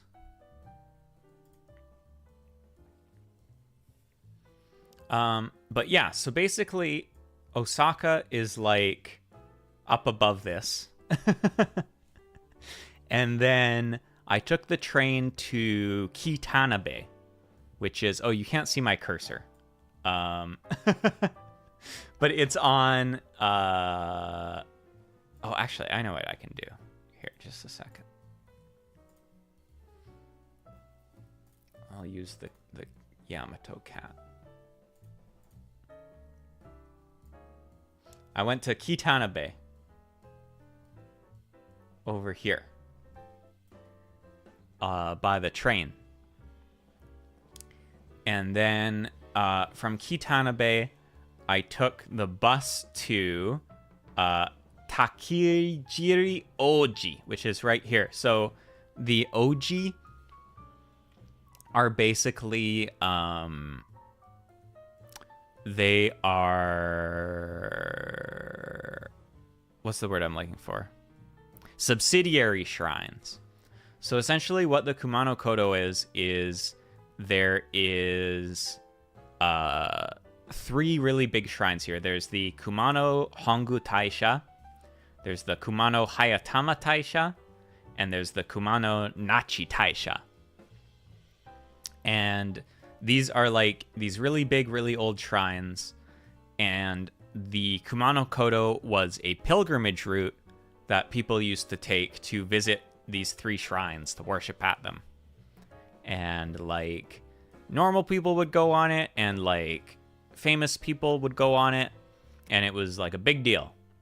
And now I go on it. So I took the bus to Takijiri Oji, and then the first day I hiked to Takahara, which is right here.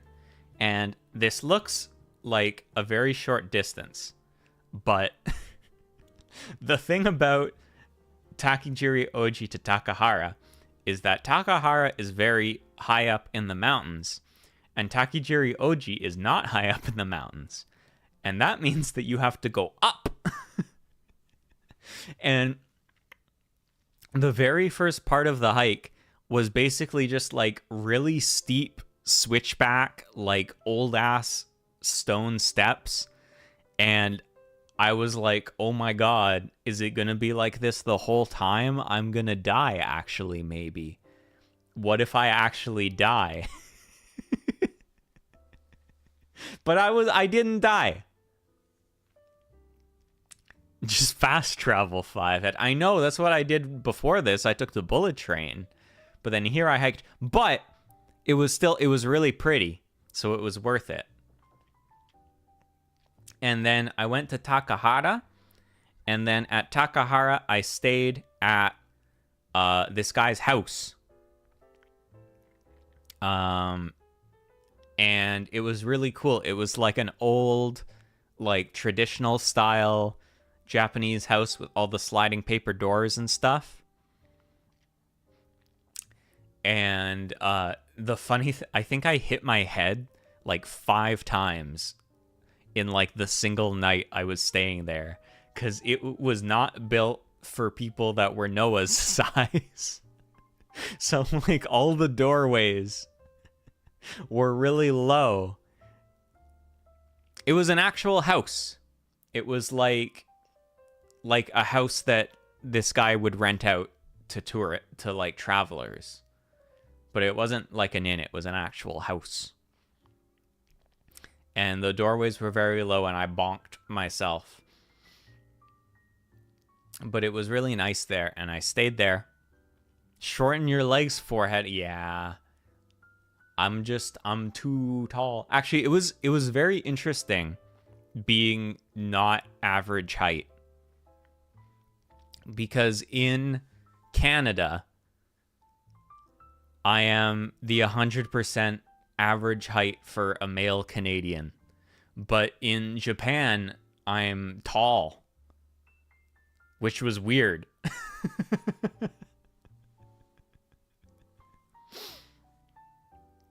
But yeah, so I went to Takahara, and it was very pretty, and I was like, oh my God, that was hard. And then the next day, I went to Chikatsuyu, which is here. Or here. And this is a much longer hike, but it was not nearly as up. So it was actually way more chill. And it was really pretty. This was probably the prettiest hike day, actually. Because it had like... It was kind of like up and over some smaller mountains. And it had a bunch of like different vegetation and stuff. It was pretty. I'm not tall though. I'm like 175. I'm very average height. I'm normal human sized for North America. And for lots of places, actually. Like, I wasn't super tall in Japan. I'm just, like, not average anymore. I'm not a Gundam. That would be cool if I was. Okay, hold on. I need to figure out where this piece goes now. Where do you go? I think you go in here?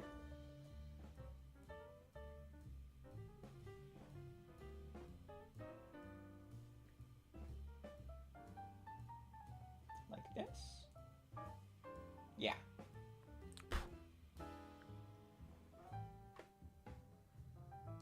But yeah, so I went to Chikatsuyu, and actually it's cool. They had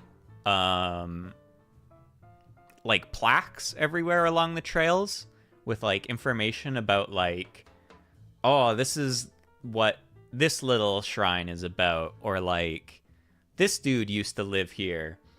And I liked Chikatsuyu is a little village and also a shrine. And apparently it's called that because when some emperor was doing this pilgrimage in like 1100 or something, he like grabbed these two reeds, like these red reeds, to use as chopsticks or something, and they had dew on them, right? Like condensation. But because they were red, it also kind of looked like blood. And he was like, is this blood or dew? Chi Katsuyu. And that's why it's called Chikatsuyu. It's blood or dew village. But I stayed in a little house here too. And it was also a little house that was pretty traditional, but like more new. Yeah, thankfully this trail had English and Japanese. Although some of the plaques were just in Japanese, but Google Translate is amazing now. You can like take your phone and point it at stuff and it will translate it, which is pretty cool.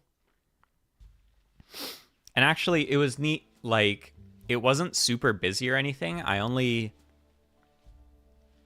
These 2 days I probably met like 2 other groups of people hiking. But they were from all over the place. I think like half the tourists I met on the Kumano were from Japan, and then like half of them were from somewhere else.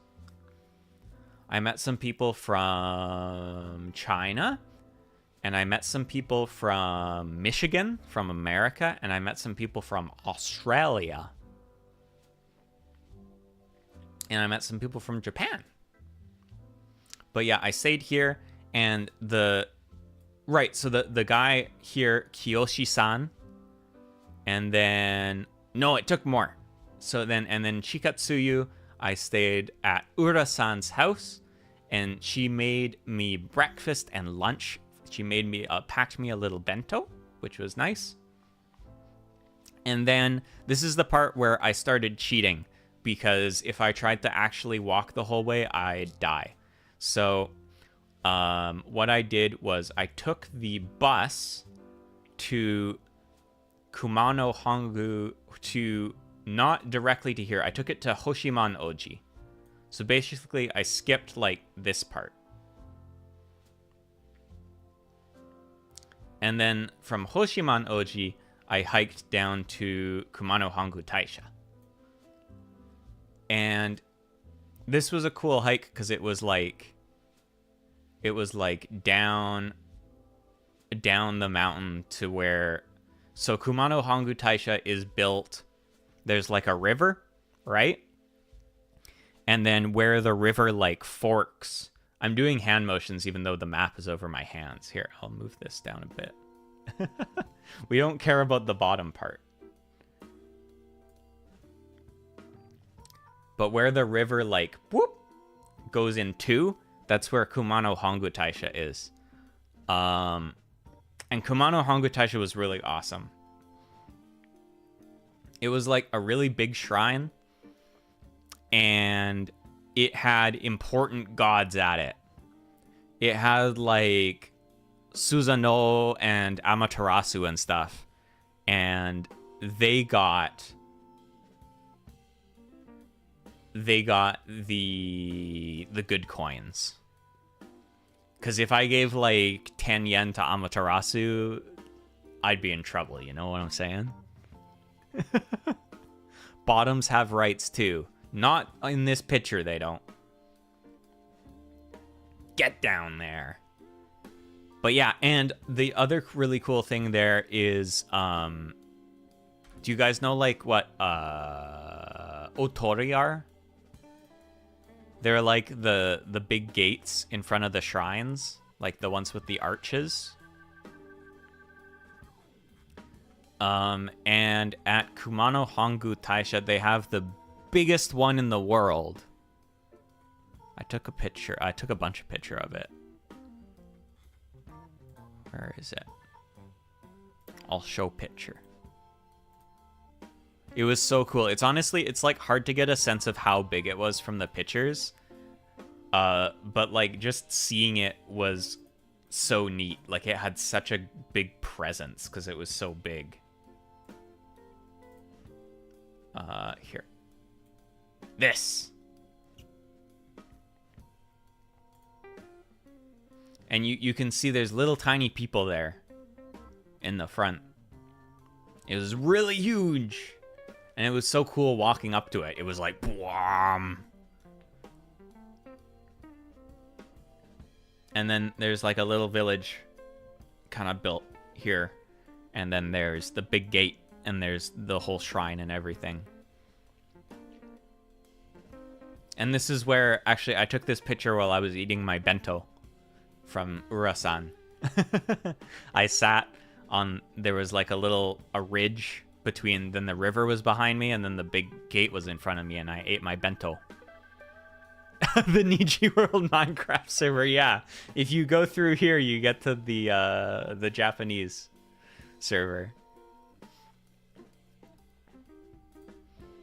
But that was that, and then from there, I went to Yunamene Onsen, which was nearby. It's like right here.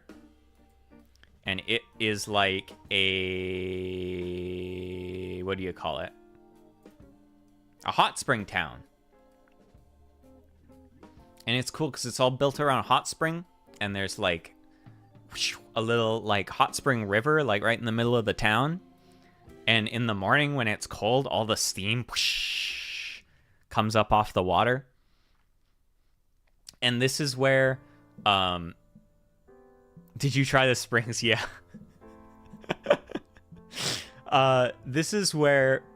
So remember how I was saying that the Japanese people could like wear like all the jackets even though it wasn't that cold, and I could just wear a t-shirt and I was like, I'm fine. The other side of that is that when I try to go in the hot springs, it's really hot. It's like super hot. So I did try going in, but I could only stay in it for like 10 seconds because it was so hot for my Canadian body.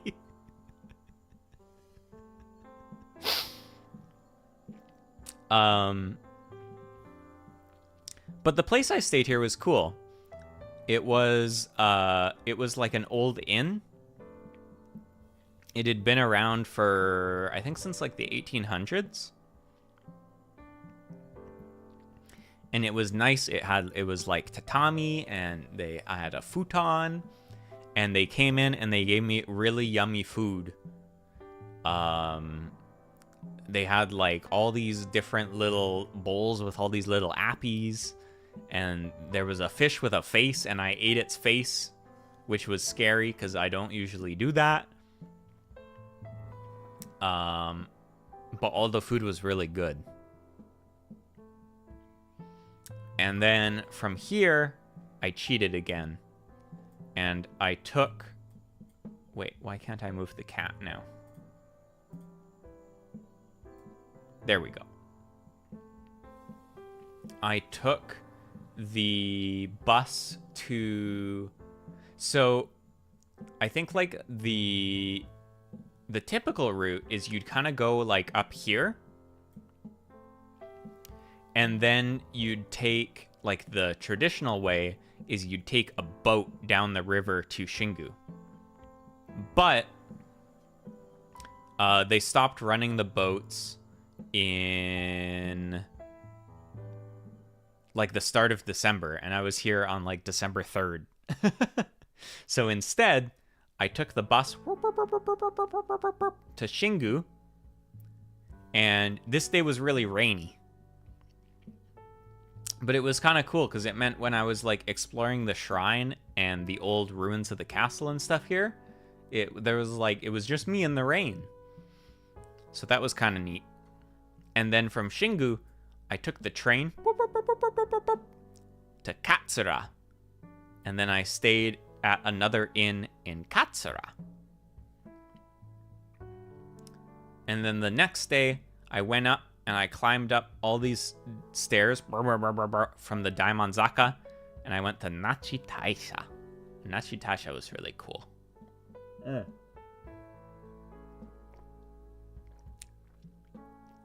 And yeah, the public bath, the like hot spring I went in was like a public hot spring.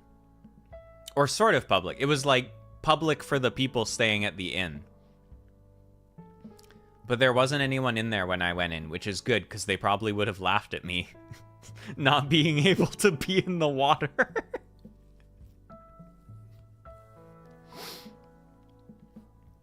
Okay, hold on. I'm going to snip out the next pieces here.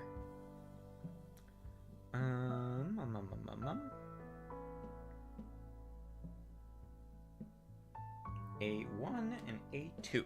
Okay.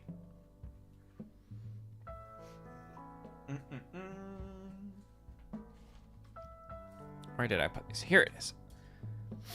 But yeah, so Nachi Taisha was really neat. So the kind of cool thing was Kumano Hongu Taisha and Hayatama Taisha were both so like Shinto was big in Japan and then Buddhism was big in Japan. And for a long time they kind of just like did both of them at the same time. So both of these shrines were like, each of the big shrine buildings were like, we've got these Buddhist sutras like enshrined here and these relics enshrined here. And then we also have these Shinto relics enshrined here. And you can just pray to both of them at the same time. It's like a combo. It's like when they have Pizza Hut and Taco Bell in the same restaurant, but for religion.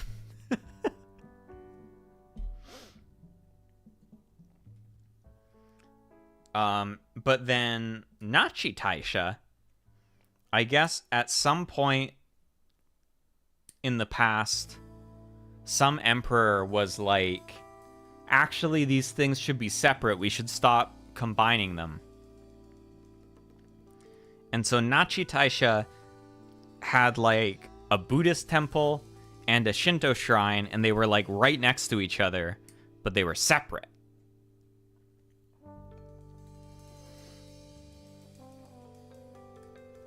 And one cool thing at Nachi Taisha is there was this like really big, yeah, he separated the burgers and the tacos. He was like, put that stuff over here and put that stuff over here. Stop having them touch. He was like the picky kid that doesn't like it when their food touches the other food. But both the temple and the shrine, they were really pretty. And the thing I really liked about it is they had this really big, really old tree that was like a sacred tree. It had like the rope around it and stuff. But then they had this like tunnel that like went like this little space that you crawled down and you went like under into the roots of the tree and then like up out of the roots. And they called it like the womb of the tree. And so it was like you get your like your little wood thing that you write your wish on, and you take it and you like crawl through the womb of the tree with it to like charge it up with tree power, right? And you charge it up with the tree power, and then that makes it better. And then you put it there, and then they like do like a ritual where they burn them. So like they get all burnt up and the smoke goes up to the kami and then they grant them or something. And I think the next one was going to be on the 18th. So mine's still there. It's not burnt yet. But it was fun. I got one and I wrote my wish on it. And I charged it in the tree womb. And so now they're going to burn it in a couple days. And then that was Nachi Taisha, and then I went back to Kikatsura, and I caught a train. I caught a train to Nagoya, and then from Nagoya, I caught another train. I went back to Tokyo. So that was the Kumano. The Kumano was cool. No, woo woo woo woo woo is actually, sorry. That's what the normal train sounds like, and then the bullet train is more like woo woo woo woo woo woo. Because from Nagoya, I got on the bullet train. But to Nagoya from Katsura was just the normal train. So that actually took me like a long time. I think that was like 6.5 hours maybe? Because the normal train took a long time, and then the bullet train was fast. But yeah, then I went back to Tokyo. So all in all, the Kumano was like 5 days and 4 nights. It would have taken longer if I'd hiked all of it. But I took some buses because I was being realistic about how good shape I was in.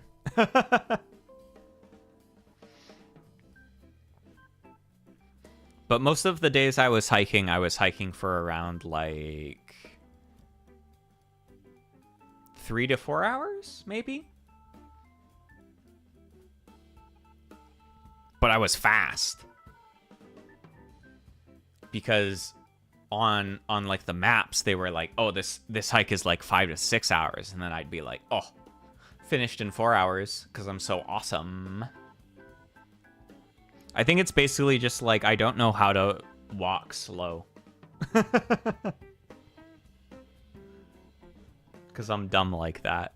I only have one speed.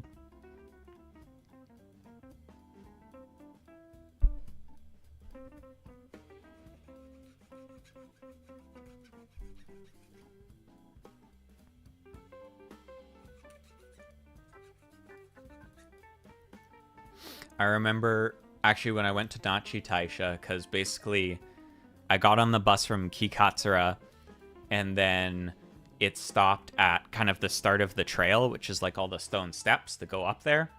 But then it would also just keep going and take you right there if you wanted. So I got off at the stone steps and then I went up, I hiked up there. And then when I was at Nachi Taisha, there was these two older ladies from China that had been on the same bus, and they were like, oh, we saw you on the bus. They were like, did you run? They were like, you got up the steps so fast. And I was like, no, I just walk quick.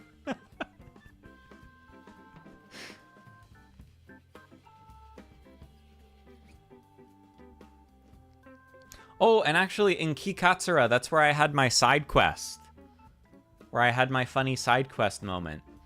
So when I was at the station, there was like these stairs up, because basically like, yeah, maybe the longer legs help too. That's true, actually. Basically like, because you have the train tracks, right? And you can catch a train on like either side of the tracks. And so typically what they'd have is you'd go down and there'd be tunnels like under the tracks to get to the other side. And so I was going down to get to the other side of the tracks, and on the stairs going up to the other side, there was this lady, and she was like carrying a suitcase, but she was like, like really struggling up to get it up like each step, and there was like a lot of steps. And I was like, oh no. Help, Ueni. I was like, take it up for you. And she was like, oh, yeah, Ueni, arigato, arigato. And so I took her suitcase up the steps. And then she was like, oh my god, arigato. And I was like, oh, daijoubu, it's okay, it's okay. And so then I like went and like sat down to wait for the train. And then like a couple minutes later, she like came over and she was like, "Oh, arigato, dai taien," like I was in big trouble. And she gave me, it looked like, I think she'd gotten like all these omiyage, like these different like snacks and stuff from Shingu, to like bring back for people. But she was like, "Here, take these." And she gave me these like bell-shaped pastries from Shingu. And I was like, "Oh, no, daijobu, it's okay, it was easy." But she was like, "No, you have to take them." So I did like a little side quest that was very sweet. And also the pastries were yummy.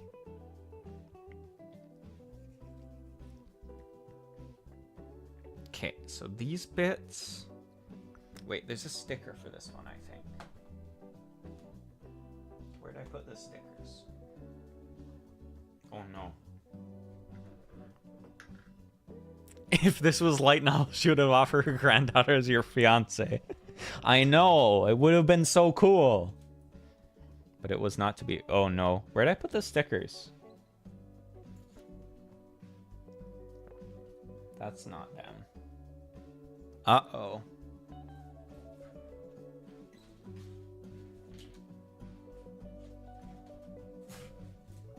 Oh.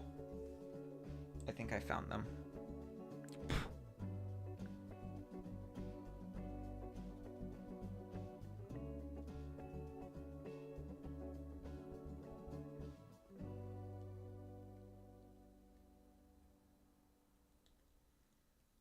Long sticker. Okay, so this goes on here. Oh, I need to sand this first.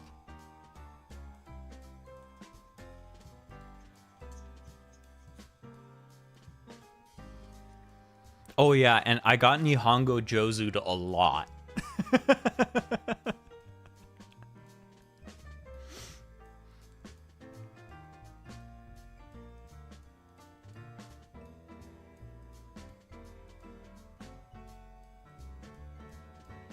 Yeah, Nijifest stuff is this month. Honestly, when I was first planning my trip was before like everyone from ID died, and I was considering like, oh, if I go a little bit later, maybe I'll go to Nijifest too. But then like all my Oshis died, and I was like, maybe I'll go when the leaves are nice.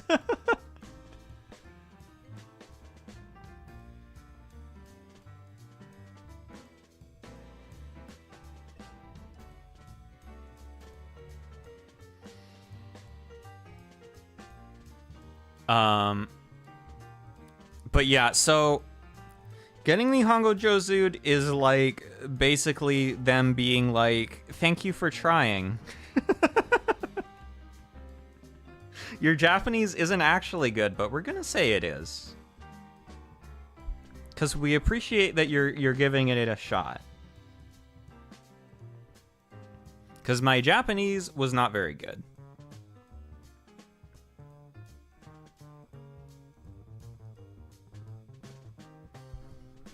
Honestly, my Japanese was like super rusty. Because when I was in university, I did computer science, but we had a lot of elective credits. And because I was a weeb, I took Japanese. And so when I was in university, I could actually speak Japanese pretty decently. And then, like 7 years passed. And now my Japanese is really bad. But it did come back a little bit while I was there. But I think before I go next time, I definitely want to practice more. Because it was like, I could like communicate essentials with people. And I could like sort of talk a little bit. But I couldn't like have like a proper conversation like for more than like a couple sentences, basically. I could like communicate important things and I could talk like a little bit, but anytime someone started like trying to say anything more complex, I was just like, sumimasen.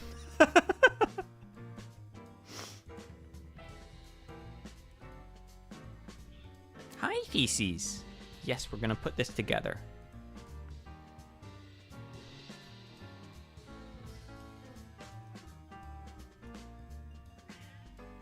Oh, is there another bit that goes on the back of this?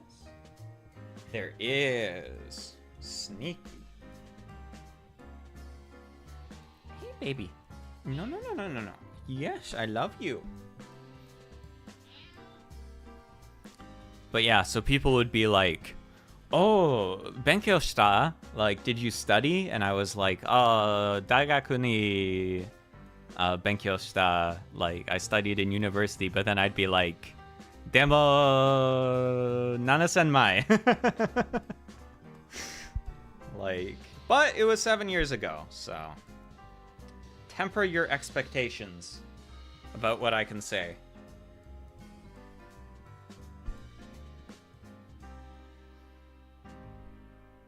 But I did go to this one place in Tokyo, which was really cool, actually. If anyone is in Tokyo in the future, definitely go to Rotsinante.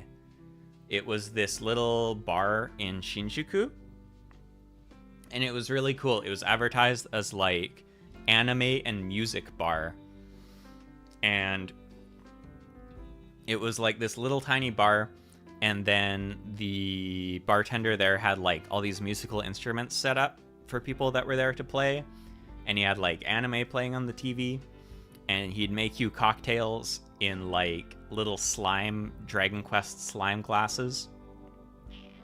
And he could actually speak English. He went to like university in like Montreal in Canada, so he could speak English really well. And that was cool. I like went and chatted with him and like chatted a little bit with the other people at the bar. And that's the guy that called me a super weeb. Because I didn't watch like mainstream stuff. And I was talking about Yokohama Kaidaishi Hiko, and he was like, I've never heard of this. He couldn't speak French. He could speak German too, though.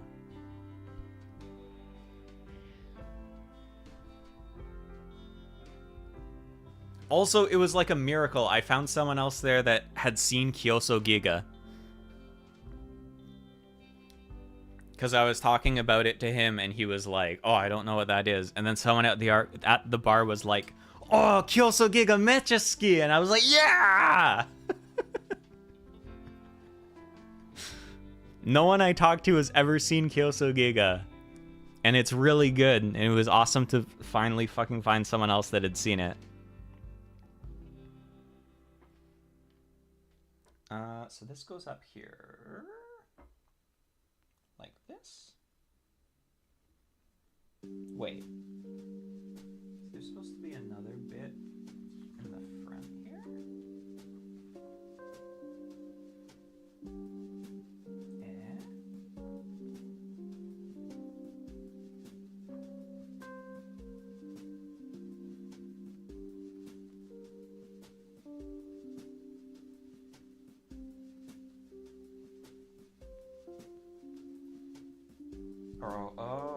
Oh, I see.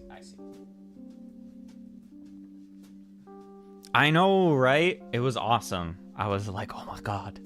Yeah, Kyosu Giga Mecha Suki. But yeah, we talked about the bartender Dai-san. He liked like Ikuhara a lot, so we were talking about like Mawaru Penguin Drum and Utena, which was fun.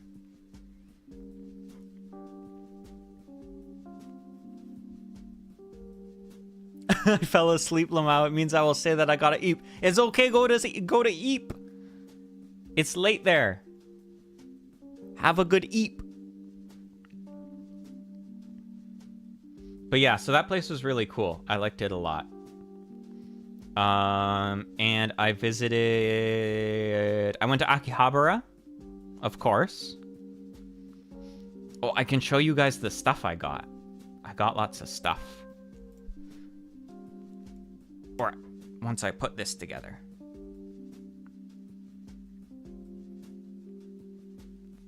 Like that, and then this.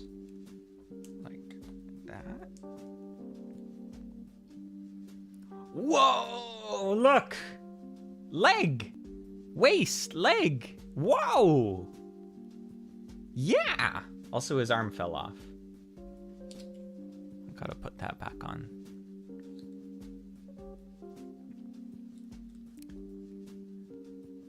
Yeah! Kyosogege is so good. Oh, you should watch Kyosogege. It's like only 10 episodes. You gotta watch it. It's so awesome. It's so good. It's like if Mawaru Penguin Drum and Fooly Cooly had a baby. And those are like two of my favorite shows, so...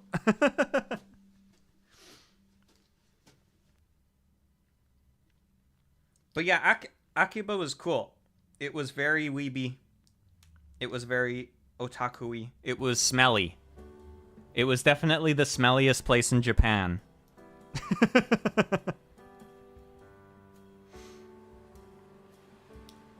But it was cool. That's where I went to a lot of arcades. And I went to the Radio Kaikan building. Oh, and that's where I went to a cat cafe there.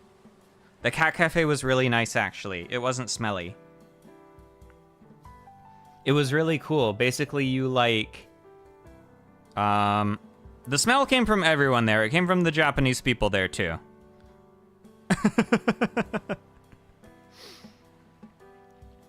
But the cat cafe was really cool. It was basically like... You, like, paid to go in, and then by, like, how much time you stayed there. But then while you were there, you could have, like, free drinks as much as you wanted. And they had, like, a bunch of manga you could read.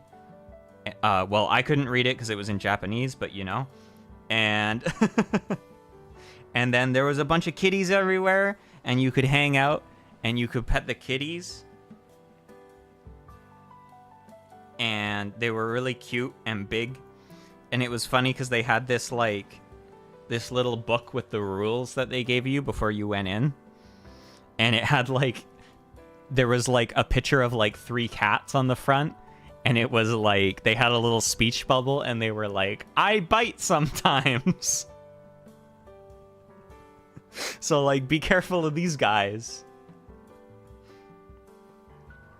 And they were like, if the cat bites you, we'll give you first aid, but it's not the cat's fault. You have to accept that this could happen.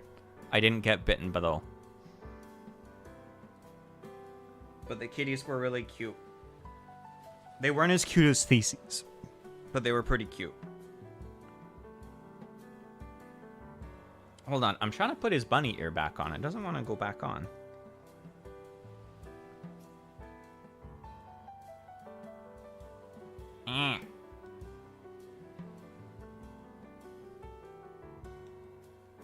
Okay, I'll figure it out later. But yeah, the cat cafe was really cute. The kitties were really cute. And I got, when I was in Akihabara, I was shopping for prezzies. Because it's Christmas coming up, right? And I had to get Christmas presents and omiyage. So I got presents for my friends, my IRL friends, that I can give them presents. I got them presents in Akihabara, and I got me presents in Akihabara. And it's funny, the 2 people that were the easiest to get gifts for, one of them is... I'll show you the presents I got, because my friends don't know what my channel is, so I can show the presents and they won't get spoiled. This I got for me. This is a Calibarn kit, and they're really hard to get here. But they got them in Japan. So I got one of those. And I got Japanese magic cards for my friends. because a bunch of us play Magic, and so I got booster packs from Japan so we can open them and have funny Japanese cards that we can't read. And I got some singles too. Some like cheap Magic cards that were like, oh, this would be cool for people to have a Japanese copy of the card. I got those. Those were from Yellow Submarine. And then I got... So the two people that were easy to get gifts for were, one, my friend that likes normie stuff. I got him this. This is like, it's like a set of like keychains from Haikyuu.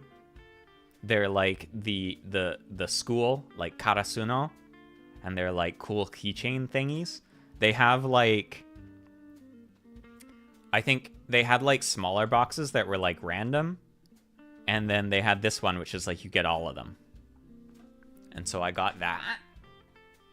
And then the other friend that was easy to get stuff for is the person that likes stuff that also Fujo's like. Because, oh my god, there was so much Natsume Yujincho stuff there. And so I got this really cute mug that has Nyanko Sensei on it. See? Cute! It has Nyanko Sensei from Natsume Yujincho. So I got that. And I got... One of my friends likes Dragon Quest, so I got them a plushy slime. No, Natsume Yujincho is about sad pretty boys.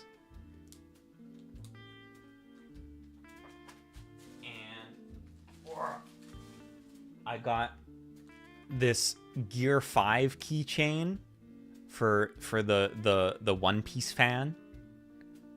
It's Luffy, but he's all crazy. He's in Gear 5. Oh, actually, I do have a toned man. I have... I got this for me. Oh, I can open him up now.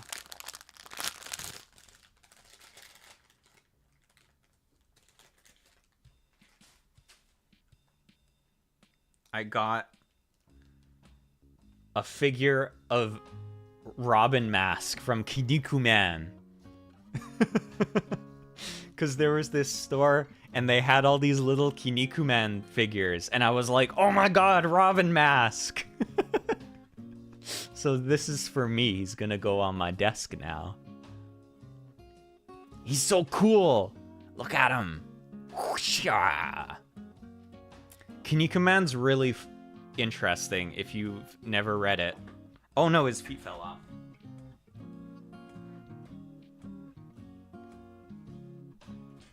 Because it's basically like if all of the like crazy plot lines and like violence and stuff in professional wrestling were like amped up to 11, but also 100% real, but also still took place in a wrestling ring. That's like Kinnikuman. I think Robin Mask like dies and gets revived like at least 3 times throughout the course of Kinnikuman. But he's really cool because he's like the antagonist in the first big arc, but then he's like, oh, Kinnikuman has a warrior's spirit, and he becomes a good guy. He's awesome. So he's gonna go on my desk. What else did I get? Oh yeah, I got this gachapon. There was a gachapon machine that was like, the stuff in here is damaged in some way, and we can't sell it normally, so you might get anything from this. And so I did it, and I got, I think it's like a Demon Slayer girl. My normie friend would probably like it, so I'll give it to them. Oh, I can't open it now. Yeah, it's like a little Shizuku. She looks fine. She doesn't look damaged. She's like a little... She's hanging out in a futon.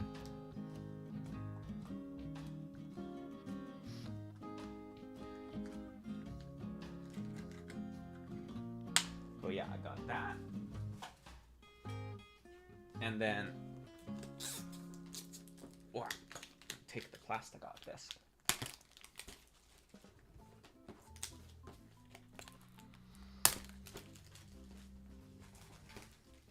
And then I got this also for me. Hell yeah, baby! It's a Gurren Lagann model. Let's go. I'm pretty excited about this, honestly.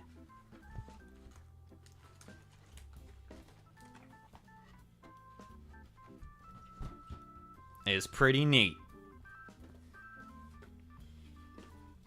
So yeah, I've added the Calibarn and Gurren Lagann to the backlog, and then in addition to the stuff that just got shipped here today. And I think that's everything I got in Akihabara. Wait. Oh no, I forgot about this one. This one's cool too.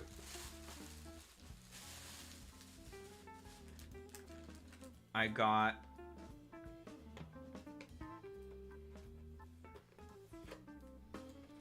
this Leorio statue for one of my friends, and it was really cheap, so it's probably kind of fucked up, but I really like that he's doing the pose where he punches Gon's dad in the face. Because that's like both of our favorite scene from Hunter x Hunter. So I had to get it for him. And then I also got...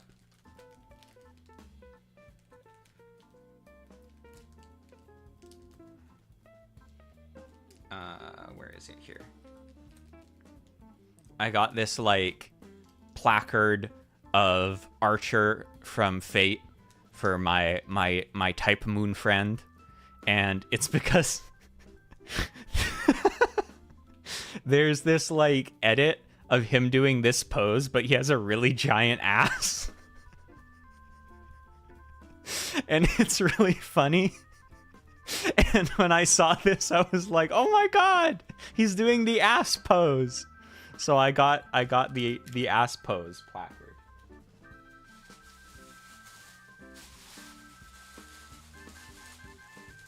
And that's everything I got in Akihabara. But another important, very important thing that I did get in Ikebukuro is the boy who does not fit on camera because he's big. But this is the boy. I've named him Ikegupuro because I got him in Ikebukuro.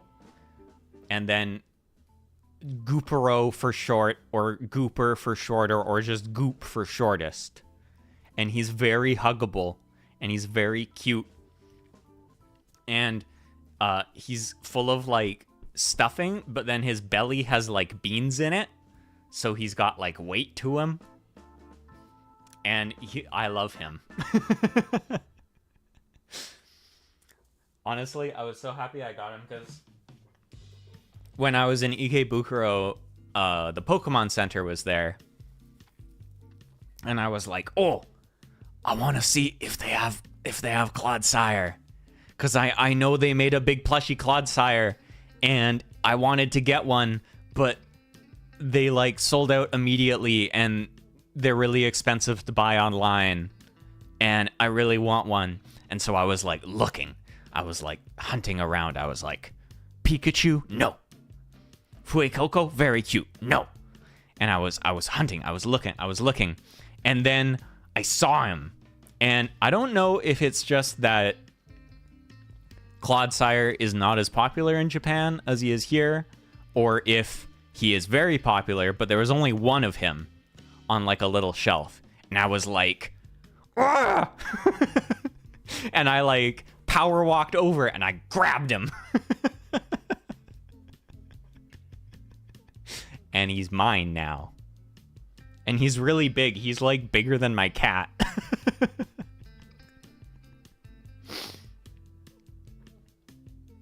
But yeah, that is my haul.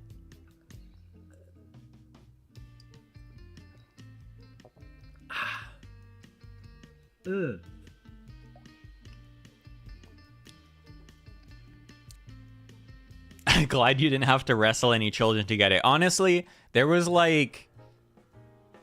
The people in the Pokemon Center was like 15% children and then like 85% nerds like me.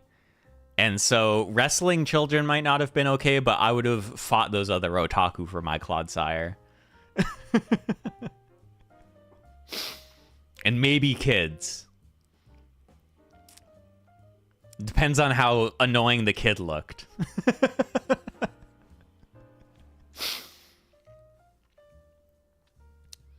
And then I also got some like not nerd stuff for my family as well. I got a nice metal teapot and like some authentic good like roasted tea. But that was not in Akihabara.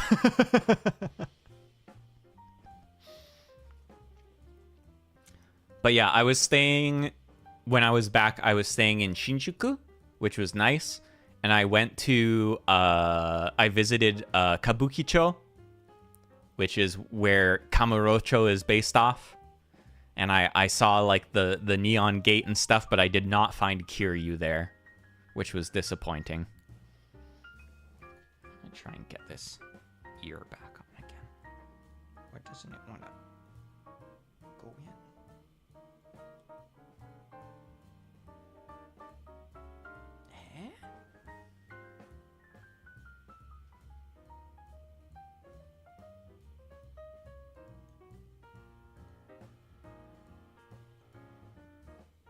Come on. Man, I don't know why that doesn't want to go back on. But yeah. And I explored a lot. I really liked Ikebukuro. I think I liked it in terms of like a place to go if you're a weeb. I actually liked Ikebukuro more than Akihabara. Because it was also like otaku-y, but it wasn't like 100% otaku-y. So it wasn't like quite as exhausting and in your face, and it smelled better. And that's where I saw Chitan. They were just loose in the street. And I took a picture from far away, so I was safe. Yeah. There was probably still some stank there, but it wasn't like so much that it was noticeable everywhere.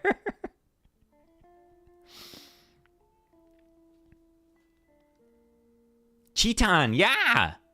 The crazy mascot. They were in the street in Ikebukuro and I took their picture from far away, so they didn't get me.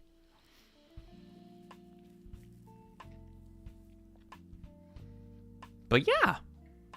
And I had donburi and cafes. They're like, oh, here, I'll get my picture I took of them. Where is it? I'll find it.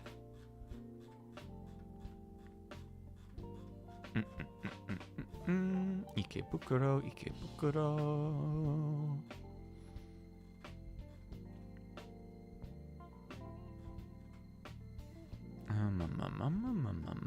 Here it is.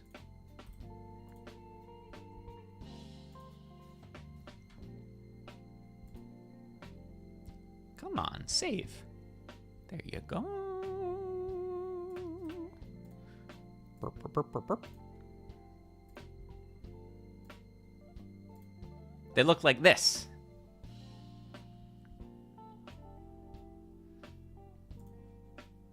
Hey, Katse!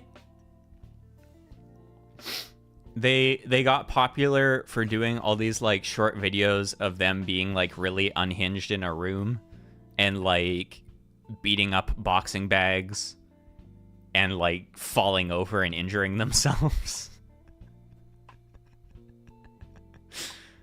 But it was weird just like seeing them in the street, and I was like, oh my god, it's Chitan.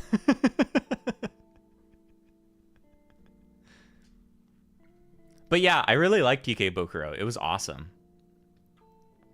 I also really liked in like Akihabara on the weekend, and actually Ikebukuro I was there during the week, but it was also they'd have like the street blocked off, so it was like pedestrian only, which was really nice. And actually oh, so I was holding the camera up and I was also on the sidewalk, but I was also just like quite a bit taller than everyone here.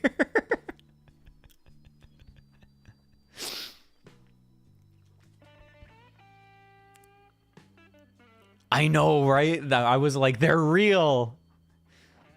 But actually, one thing I really liked about Japan was like there'd be kind of the main streets, which would be really big, and they'd have lots of cars on them. But then like all of the side streets would be like pretty small and would like occasionally have a car drive down them really slow. But it seemed kind of like typically what you do is like if you were going anywhere, you just drive on the big street, and then you'd only really need to drive down the side street if you were like delivering something to someone there or if you like lived there. But for the most part, the side streets you could just like walk in the middle of the road because there was like no cars. So it was super easy to walk around because you could just like, yeah, you just like walk around. It was easy. It was almost like they were pedestrian streets. Hey, girly, don't bite the plastic.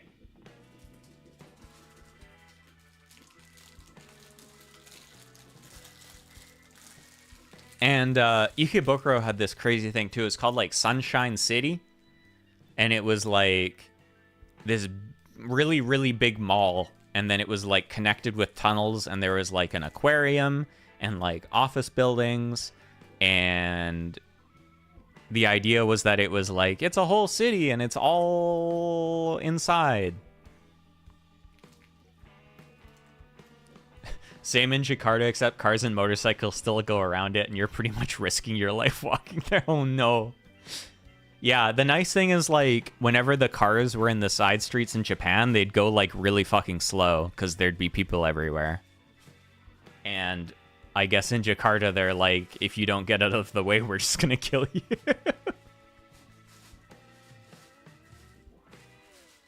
Yeah, if you worked in the office spaces there and you're just indoors all the time, welcome to Sunshine City. You never get to leave. But yeah, one of the other neat things was like the train stations would be, you'd like take the train to the station, right? And it would be underground because it would be like the subway. But then most of the train stations would have like this big ass network of tunnels, and then would have like 14 different exits. Surprisingly, they still slow down. It's just even the small streets are crowded with cars. Oh, I see. Yeah. Yeah, the nice thing with Tokyo is that there'd be like, you'd see a car like every half hour if you were walking in the side streets.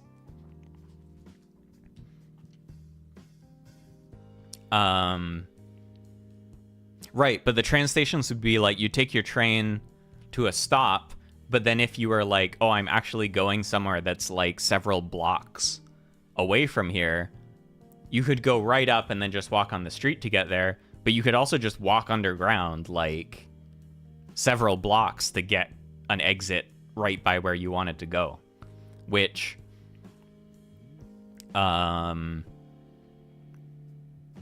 the weather was nice when I was there, so it was like, just go up and walk on the street, dummy. But I could see if the weather was really shitty, it would be nice. Like, you take the train and then you can just walk underground. Both a car line only and a pedestrian street. Oof.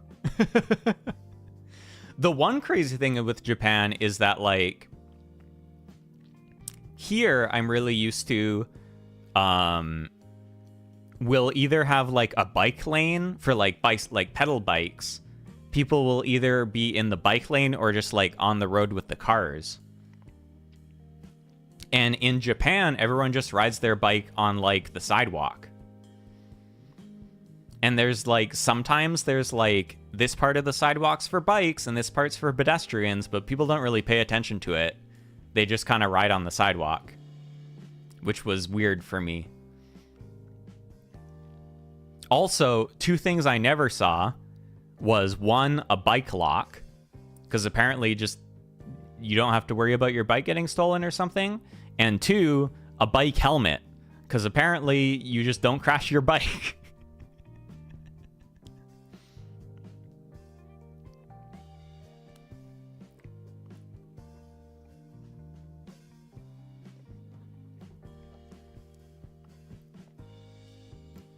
They should still wear helmets, not gonna lie. Yeah, I know. It was wild. Like, no one wore helmets. I think I saw, like, a single person wearing a bike helmet, but they were a tourist. Because, like, here it's the law. Like, you get fined if you don't wear a helmet on your bike. But yeah, there it was, like, bikes on the sidewalk, no helmets. Which was very odd.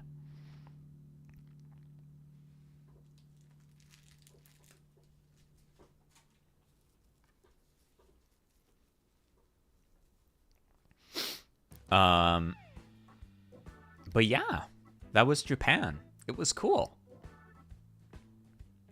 I did a lot of stuff, and then I got home and I was really tired and I slept for like a whole day.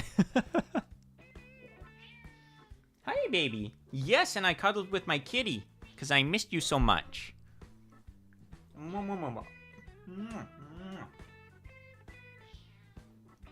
And now that I'm back home, I really miss the good drink vending machines and the convenience stores and the awesome toilets. Because, like, almost every toilet I sat on there had a heated seat and warm water to shoot in my bum. And I don't have either of those here. It sucks. It's lame.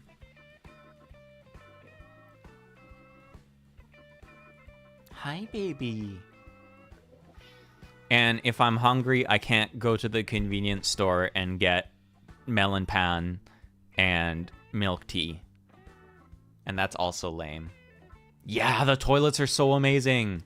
It's like the seat is warm and you lift it up and then it's got all these little buttons on the wall and it's like, do you want the bidet to shoot soft or do you want it to shoot hard? And also, if you're a lady, it can shoot on your front parts too. And, or if you're a guy and you have a vagina, it can shoot on your front parts. And you want to press this button, it'll play music so people can't hear you pooping. It was very advanced. It was very cool. I liked it a lot. And I kind of want to get a heated toilet seat now. I was looking in my bathroom. I was like, do I have an outlet? Yeah, there's a button.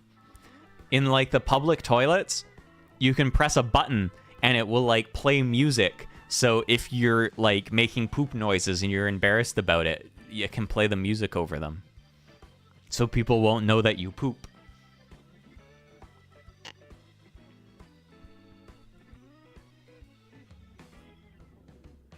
Also, the cafes were really good. I really liked, there was this one cafe I went to in Tokyo. It wasn't a cat cafe, but it was like, it was just a cafe and like the owner had 2 cats that lived there.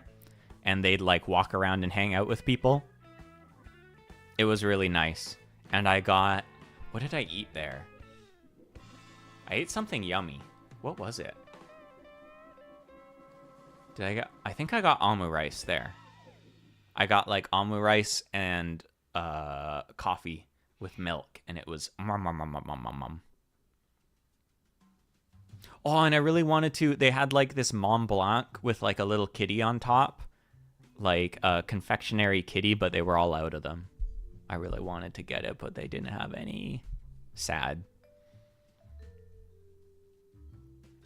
Playing the music technically implies you're pooping, but maybe you're just playing the music for fun.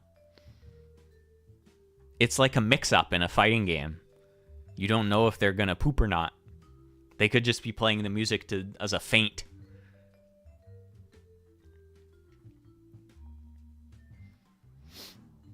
Oh yeah, and I went to Odaiba too, which was cool. Odaiba is like, it's like an artificial island that I think it got built in like World War II or something as like a defense thing or something.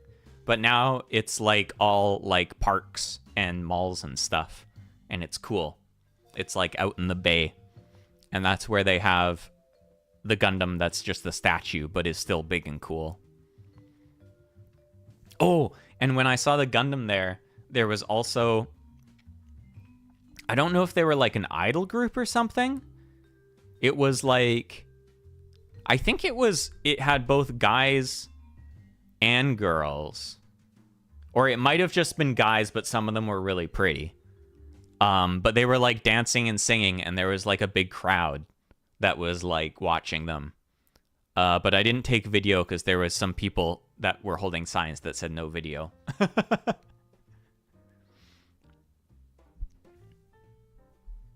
But yeah, they were cool. They were like singing and dancing.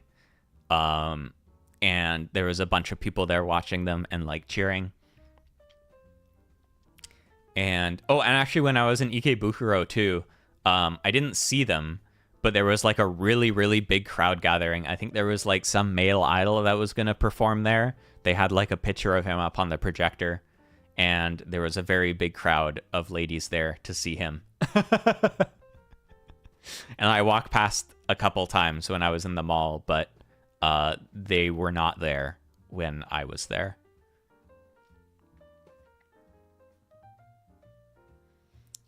But yeah, the big robot that doesn't move is an Odaiba, and then the big robot that does move is in Yokohama.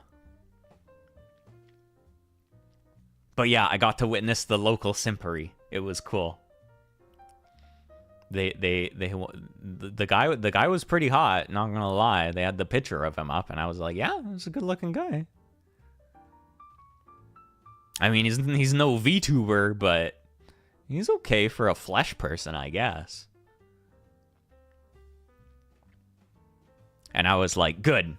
Well, you are all distracted. I'm gonna get the last Claude, sire.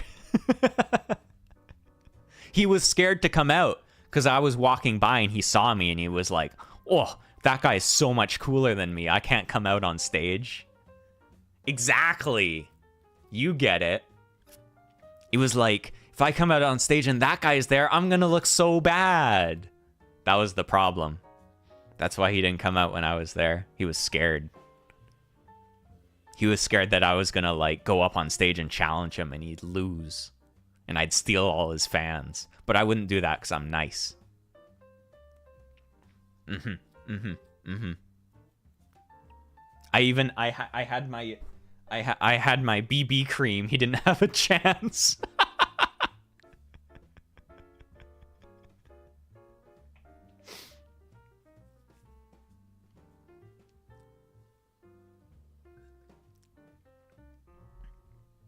Wow.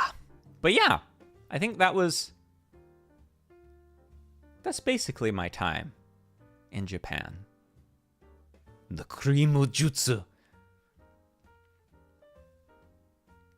Trying to think if there was anything else interesting that was like a good story. Probably, but I'm just forgetting it. There was a lot of stuff.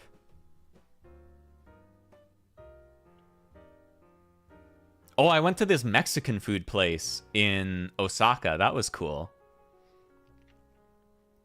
There was this place in Osaka that was called Machete. And it was like Mexican food. And I went in and it was just like this dude. And he had all this like, yeah, I posted about it. He had all this cool like knickknacks and stuff. And he had these posters of like Danny Trejo from the Machete movie. and you'd like be like, oh, I want this and this, and he'd be like, okay, and then he'd like fry it up on the stove and make you the tacos. They were really good. And I got like a shochu and tea there. It was yummy. Probably no corner of the earth where you can't get Mexican food. That's true, but there's a lot of corners of the earth where you can get shitty Mexican food. And this was actually really good. But yeah, I was like, oh, shochu, and he was like, oh, how do you want? And I asked, the magic words for when you can't read the menu are osusume wa nan desu ka? Which is like, what is your recommendation? And he was like, oh, you should try it with tea. So I got it. It was like cold tea and shochu, and it was really yummy. And that was in the night. I went there and I ate that. And then, yeah, and of course, as I was leaving, he was like, "Kyotsukete, samui desu. Be careful, it's cold." And I'm like, it's like 10 degrees, I'm fine. But then I went, and that's the night I went and I like walked around Dotonbori, which is the other place that's in the Yakuza games, but I did not see Majima there. But that's where they have the river and all the neon signs and stuff. It was pretty cool. Yeah, exactly. I have cold resist, but I'm weak. I'm weak to fire. I can't get in the onsen without dying.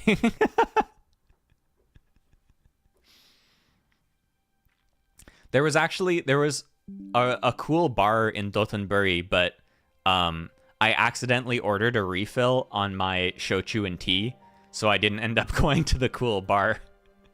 Because I was kind of I had already had 2 shochus and tea, and that was enough for me. But there was supposed to be this cool bar in Dotonbori that was like behind a vending machine. And I was gonna go check it out, but then I didn't end up going because I was tired and already kind of tipsy.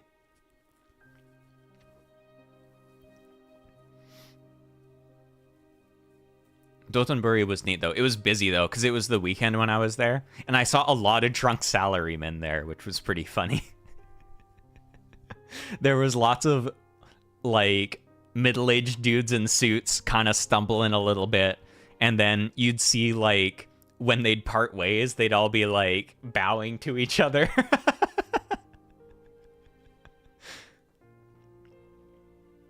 Because I gather that's what you do. Is when you're a salaryman, you go out for drinks with your coworkers, but you all have to still be like work polite to each other, but also you get really drunk.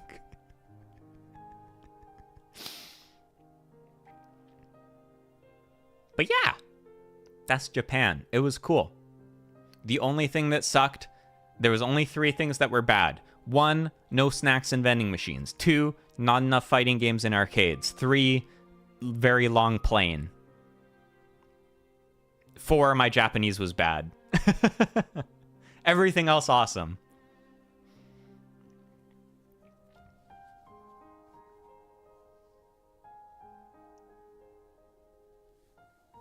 Akihabara was smelly, but that was kind of part of the experience, so it wasn't a bad part. Actually, the thing that was so funny about Akihabara, so there's like a river, right? And basically you like go over, you cross the river, and then you're in Akihabara. And then the other side of the river is like, oh, I got Nihongo Josu'd so much. I got Nihongo Josu'd a lot. I'd say like 5 words sort of okay, and then they'd be like, oh, Nihongo Josu, and I'd be like, yeah. But yeah, it was so funny because it was, what was it, Chuo or Chiyoda? It was one prefecture on one side of the city, on the river, and you go over the river is Akihabara. And it was so funny because it was like such a clear divide where one side of the river, totally normal, like no otaku stuff. And then on the other side was Akihabara. It was like a containment zone. It was like, for the most part in Japan, you didn't really see that much otaku stuff.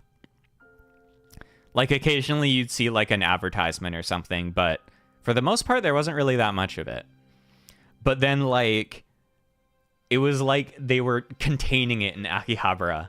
They're like, okay, we'll put the otaku stuff here. You people go here and do your stuff here. But don't you dare come to this side of the river where normal people are.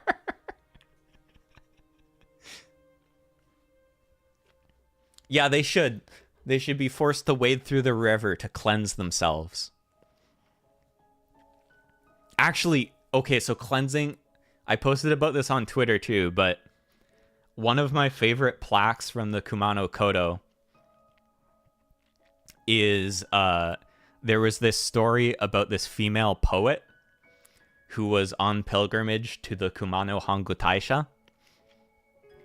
And when she was like a day away, her period started. And I guess like blood is like considered impure. And so a big part of like worshiping there was like purification. And so it was like the Hangu Taisha was more inclusive than some other shrines. So they were like, women, it's okay if you're a lady. You can come and worship here. Awesome.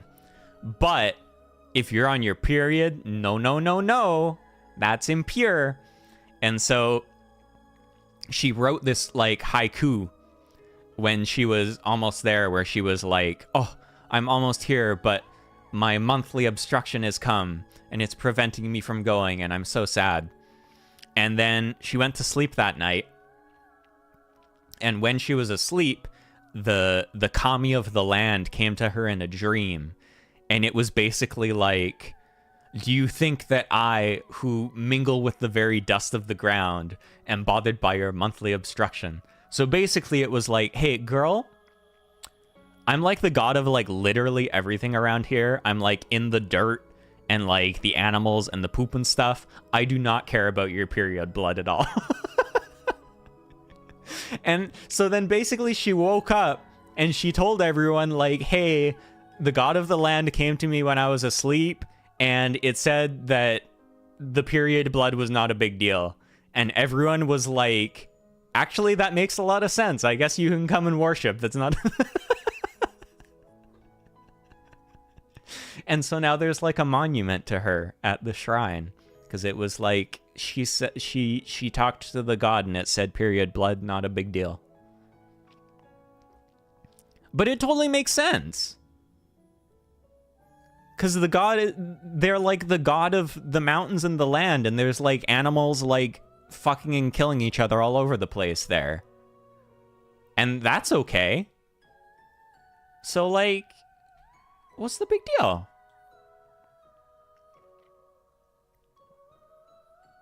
But yeah, so she had a dream about that, and then she told everyone, and they were like, yeah, thumbs up.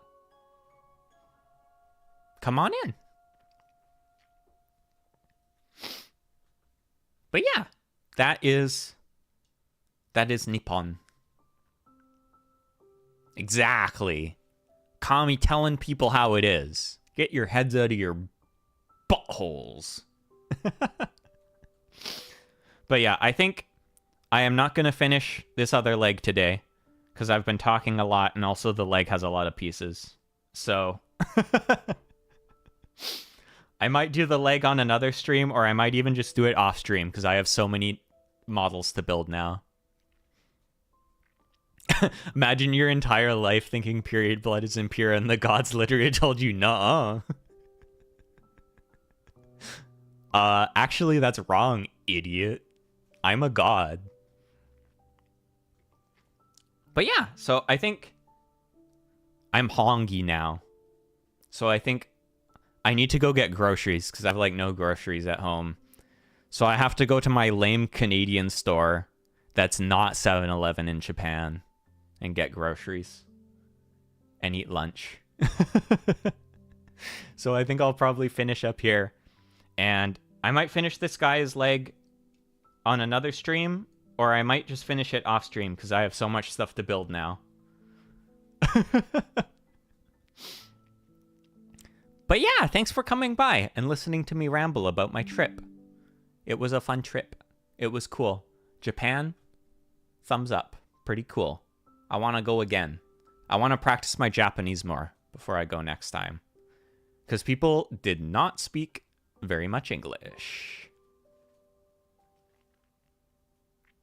Lots of people tried to speak English to me because I was obviously a white guy. But even with my like really shitty Japanese, I think I still spoke better Japanese than most people spoke English. So I mostly spoke Japanese there poorly. But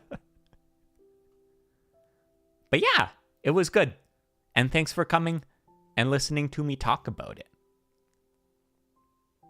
Yeah. I have to go back to work this week, which is sad. But I'm hoping that work will be pretty chill. Because usually this time of year, everyone is like on vacation. And so people aren't changing stuff. And so stuff isn't breaking. So I'll be back to work, but hopefully it'll be chill. And I don't know if I'll put up a schedule or if I'll just do gorillas, but I'll probably stream some more this week. I want to finish Inscription. And I really want to stream that that like Exit 8, I think it's called.